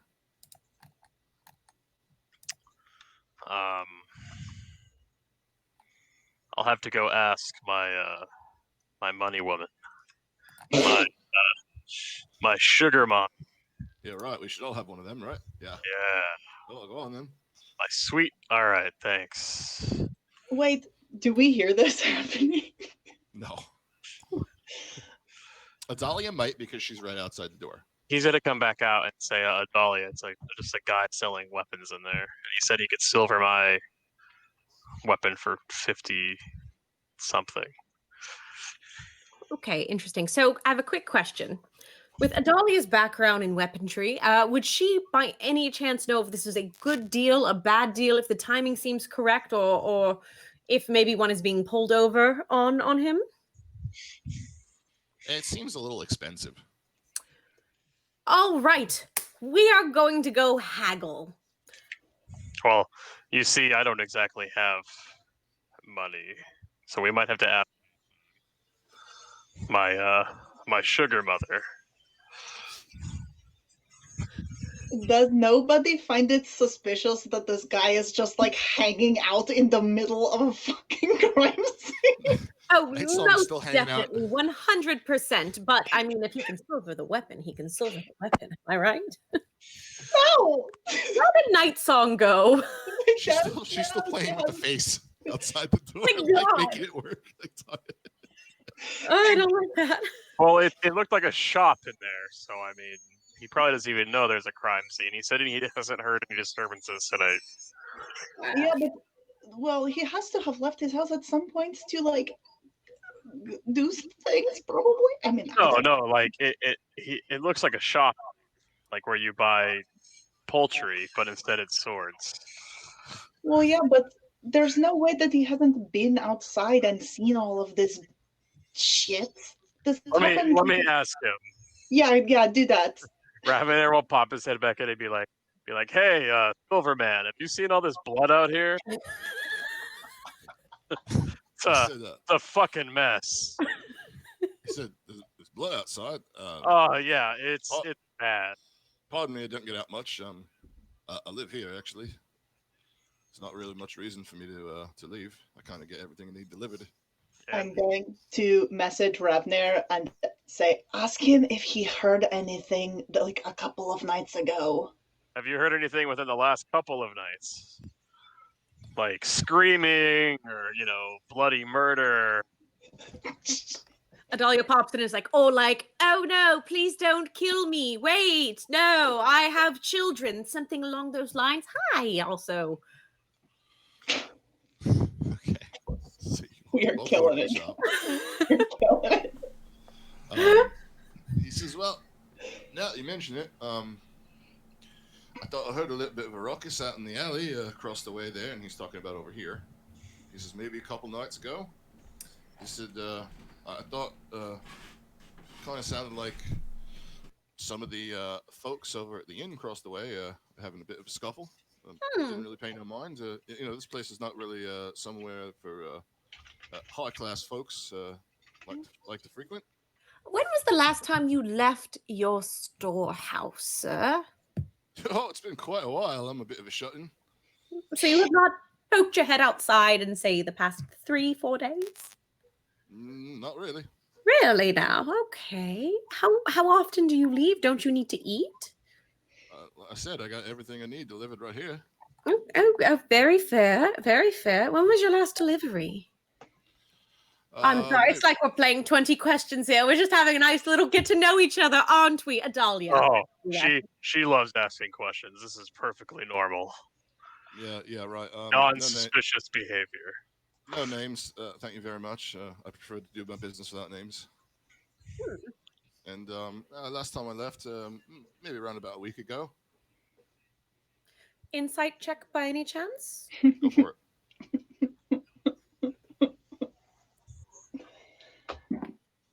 That is a natty 19 for a total of 22. He's being honest. Okay. Well, anyways, yes, we would love to do a business transaction about silvering this great sword or purchasing another silvered piece of equipment. But I do understand what exactly was the price you were looking for to have this this done. 50 silver to have it silvered. Okay, that does seem that seems a little bit high. Could I see maybe some examples of your work? He says, "Yeah, right here," and he has a few swords laid out in front of him. Okay. They're long swords, and one of them looks like it's silvered. It looks like it's pretty good. Okay. Now, how do we know if this is real, or what were you trying to sell me? A imposter? Oh, counterfeit. Yeah, I could do that. What exactly is the purpose of a counterfeit? He kind of eyes you up a little bit. He says, "Well, if you were a vampire and you wanted to be making it look like you were carrying silver when you really weren't." So for a sword, though, it seems okay. I it's understandable. Now, So what if he- the guards were tipped your way? Well, you're What saying kind of that what kind of means- price are we talking? I'm sorry. Go ahead. I'm sorry. No worries. So as you're talking and you're asking him, he leans in and kind of looks at Nightsong a little bit closer. He says, kind of like that color right there. That's counterfeit. Okay, that does make sense. They actually told me this was real. I don't understand. I cannot tell the difference between the fake or the real. Yeah, Your work is very good. Looks pretty close to the uninitiated, as it were. But I do this for a living. I can spot it right away. Well, look here. I would like to make a bit of a deal with you. So, a quick question, GM. How much would Adalia think that silvering a sword would be worth? Like, what seems like a fair price? Maybe about half. Half? Yeah, 25. 25. Okay, I don't want to make too many ways. So, Adalia would like to offer. What if we paid 30 silver for silvering of the sword? 15 up front, 15 upon picking it up in the morning. If we do not make it, then it is yours to resell full value. And I would also be interested in purchasing one of those daggers. Okay, make a persuasion check, please. It's gonna go super well, guys.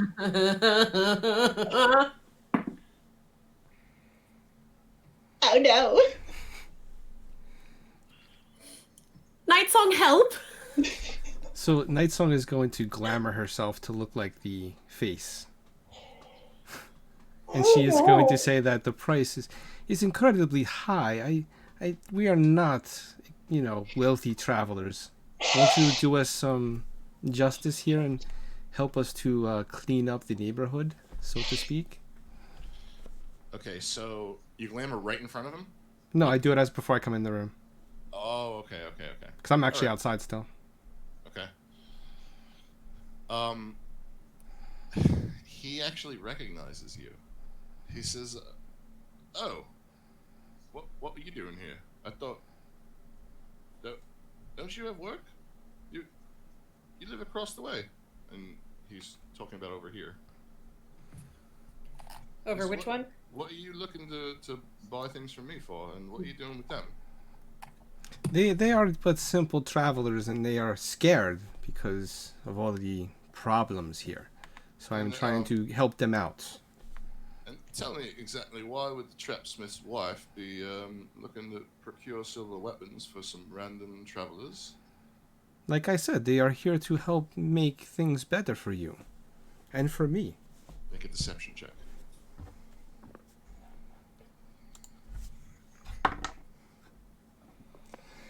15.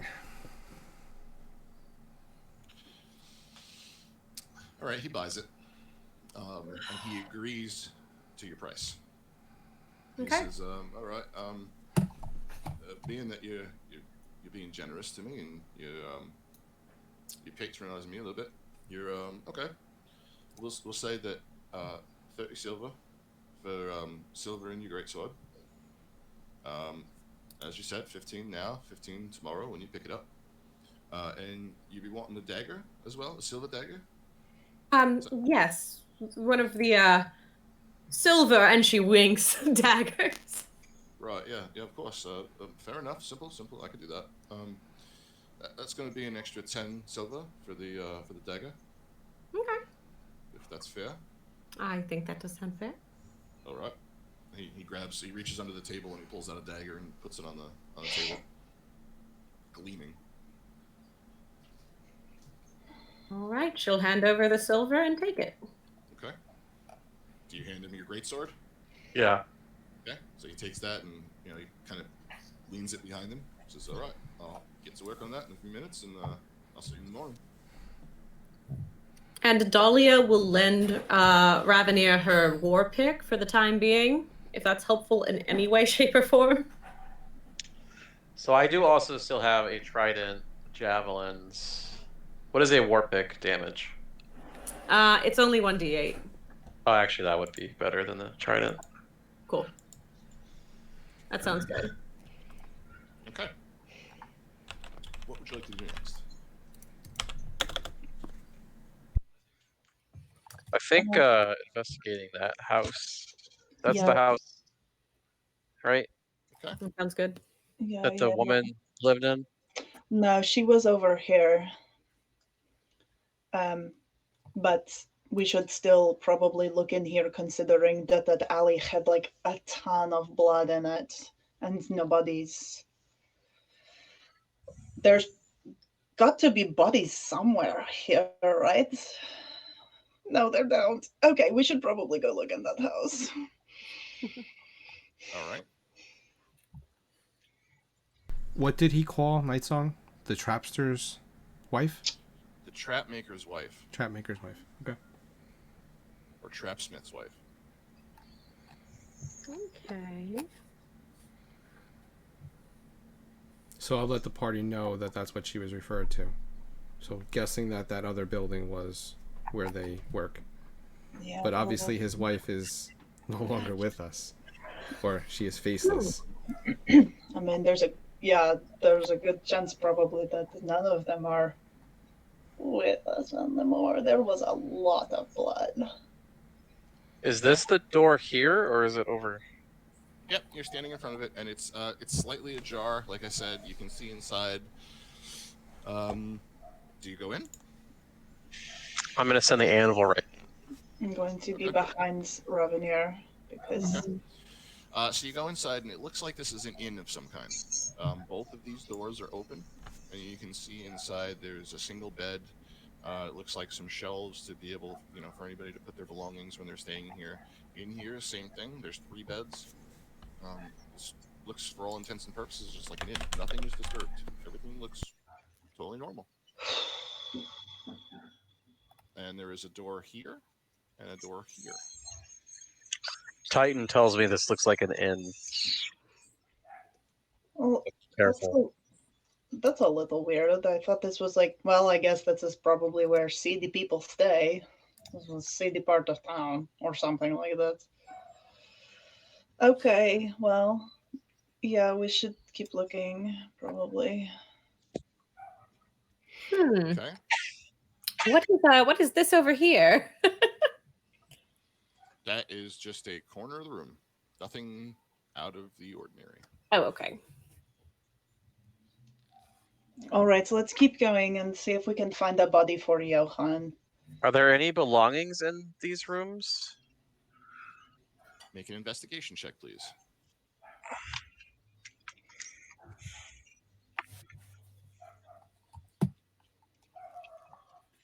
A 19. Nice. Yes, there are a few belongings on the shelves. something that looks like a book with some prayers to Avicen, maybe an extra pair of boots, some old clothes. The bed looks like it has been recently stayed in. Super good. Okay. All right. You find something similar in the bottom room. A few belongings. The bed looks like it's been recently slept in, but no signs of who may have been staying here. And there's no blood in this particular area that we can see. Okay. Can I try to smell if there's any invisible people? I'm just trying to think, like, Make a perception check for me. that's not very good. That's 11. You smell what smells like humans, kind of like the people that you're traveling with, but nothing else really catches your attention. All right. Do we want to move through here, or do we want to? It looked like there were doors on the outside of the building too. Do we want to go outside and try to come in, or do we want to move through the house? I think going through the house. Okay. The Okay. least expected if it's a bow. Okay. So Night Song's gonna look over her shoulder and, Johan, are you still with us? Yeah, I'm here. What do is you it? need? What is beyond these doors? Can you see? He says, well, I am sort of tied to the key. If you want to maybe open the door and throw the key in, maybe I can take a look. Okay, so I'll open the door and throw the key in like a grenade, a flashbang. Johan. Okay. So you do so, and you see these three people sitting at the table. It kind of looks like they have a few ledgers out, and they're all sort of just like they have glasses on. They're just kind of writing things down. It looks like they're maybe balancing some books or something. Three gentlemen all sitting at the table. Gotcha. Did we go in there? I mean, and you throw the key, and the key lands like. Where do you throw it? Do you just kind of like slip it inside? Yeah, just slip it inside. Okay. So you slip it on the other side of the door. In fact, you don't even need to open the door. You kind of slip it underneath the door. And then after a few minutes, Johan's telling you, yeah, I see there's three fellows here. They have some books out, and they are writing into books. I can't get a very good look at what they are writing, though. Do you want us to go in? That's up to you. I don't know. Do any of them look desirable for you to possess? No, they don't look like they are in very good shape. They don't take very good care of themselves. I don't like them. It's too bad we don't know that Cathar again. He was a very handsome man. You could have been him.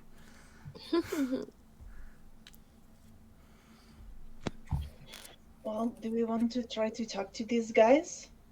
Maybe they know something that the other guy didn't know. It's worth checking out.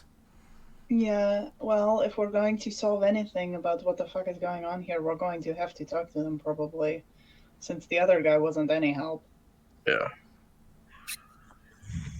Yikes. Should I knock or just walk in? You probably should just walk right in. All right, Raven here will walk right in. So as soon as you walk through the door, they kind of all push themselves away from the table and look over their shoulders and say, well, what you doing walking in through the back door then? Oh, we checking out the place. Here. Yeah, right. Well, it's in. Are you looking for a room? No, we are looking to buy property. We are surveying to see the value of the property here. Make a deception check. Yeah, I'm a tax collector. Make a deception check. That's a 12. Oh no! Oh no! No! Oh no! Nat 1, so that's a 2. My God. Right, ain't no tax collectors as large as you are then.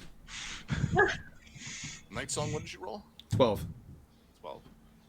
And I don't believe you're here looking for property either. So why don't you go ahead and tell us why you're really here? We found a lot of blood in the alley, so we're just doing some investigations. You heard any disturbances tonight? They kind of look at each other really quick and say, nope, nothing. Everything's right. Is Can right. I, You said there can I was blood insight outside. that? Sure. That's a nat 20, so that's a lot better. 23. He's fucking lying through his teeth. Ravenir's gonna smile and say, well, he's got his stupid mask on so they can't see it. But, now, tell me again, you sure? You haven't seen or heard anything? Nope, nothing. He's gonna try to intimidate them. Okay. I think it would be wise to talk to the tax collector, because really he is not the tax collector. He actually ate the tax collector. He's gonna pull the mask off, stare his lion man teeth at them. And that's a 19. All right. So they're pretty scared. They all kind of turned white, like, oh no, again, another one. Another what? And the one kind of taps the next one here, and he goes, oh, that's not the same one. That's different. Look, he looks, he don't look like a wolf at all. Did you have wolves up here? Is that what you are saying? Oh well, in a matter of speaking, I guess, yeah, you could say that. You had, and as he goes to continue, the second guy slaps him. Shut up. Nothing. I mean, What are you so afraid of? don't know what you mean. He's gonna try to pick this guy up. How tall is this guy? Make a strength check. Actually, I'll give you a chance. If you want to do athletics, I'll give you an athletics check. Yeah. 17. Okay, yeah, you with like one hand just lift him straight up out of his chair like the Terminator. You better answer the questions now. He's like, no, don't hurt me. I'm sorry. What do you want? Tell us what you know, and you'll live to see another whatever paperwork you're doing. Night Song, make a perception check. To make another paperwork.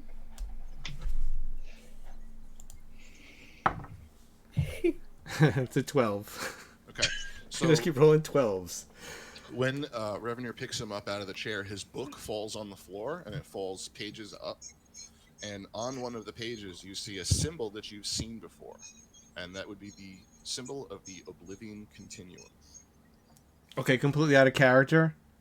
I was standing in the hallway before, and I'm saying to myself, Oblivion Continuum. It's got to be that. I wasn't really playing with the face the whole time. You also notice like tick marks as if they're counting something off, but it's not money.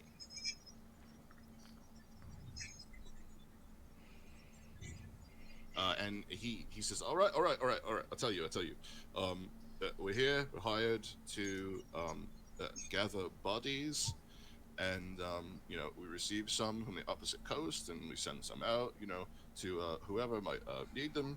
Please don't eat me. I'm not gonna eat you. I'm not a fucking werewolf. And this woman, she came in here, and she had this big fucking stitched-looking werewolf with her, and she demanded that we help her, and she was real fucking scary looking. She called herself the Blood Countess.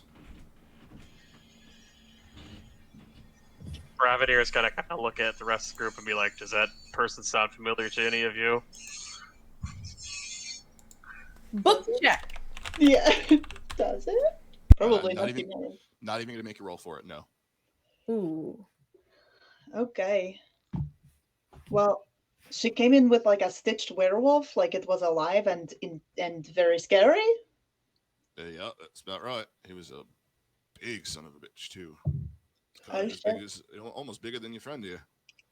And Hmm. she wanted buddies, is what she wanted. Yeah, that's right. Speaking of bodies, are there any bodies around here? No, Asking for a friend. no, of course not. Is he Insight? lying? Like we have, Yeah, Insight? make it we might have 3 bodies right here. That's an 18. He's lying. All right, in that case, she'll pull out her gun and go, well, then I guess we'll have to make some, won't we? No! Don't shoot me. I'm sorry. I will show you where they are. We have a couple of them. Sounds lovely. Now, can you please just start telling the truth? You would think that you would understand by now that you are not doing yourself any favors. Yeah, right. Okay. Well, do you want to see the bodies then? Are you interested in Yes, buying yes. them? All right. And he goes over here and he kind of like, he touches like a sigil that you didn't see on the wall before. And he Mhm. kind of like turns his hand on it, and out of this side of the wall, like comes like a slab, and they're kind of stacked on top of each other, several slabs, and on each one of them there's a body. And there's Okay, like 4 Adalia or is going 5 to of try them. not to vomit. While going, okay, Johan, take your pick. And they're very well preserved. Johan looks them each over, and he picks one. He says, "Yeah, I like this one. Yeah," and it's a pretty average looking guy. Kind of looks almost like Johan used to. And he says, "Yeah, somebody be so kind to put the key right here, please." I'll put the key on that body. I feel like I'm going So- to purchase a new car with Johan. This is great. I know, right? Here's the keys. So you put the key on top of the body, and then you see Johan manifest, and then kind of like go like this and like dive into its mouth, and then like the body like draws a breath, and he takes the key in his hand and kind of stands up. He says, "Yeah, anybody have any clothes? I'm a little cold." I'm going to give him my other set of armor. Okay, and he takes a few minutes and kind of puts it on. It's studded leather. Oh, did we bring the map with us too? That the key was in? Yes. Yes, yeah, Night Song has the mask Yep. too. I have both of them. I'll give the mask to Johan. Okay, so Johan takes it and kind of ties it on, and Johan has rejoined the party. Yay! Oh, And hang that is on. where we will end for today. Okay. Oh god. Thanks, everybody. I hope you all enjoyed yourselves. And to those who are watching, thank you very much for joining us. I hope you all had a good time. I hope you'll join us again in 2 weeks for our next show. And thanks, everybody. Take care. Jerry, you going to raid? Yeah, let's raid somebody. Let's see, who could we raid? I see a few people on here. Nobody's really doing any miniature painting, so we'll go to Splattercat.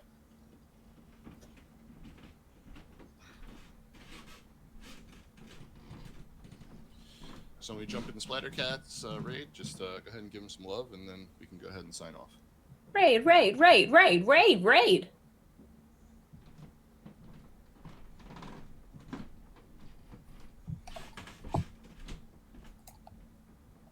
Follow. All right.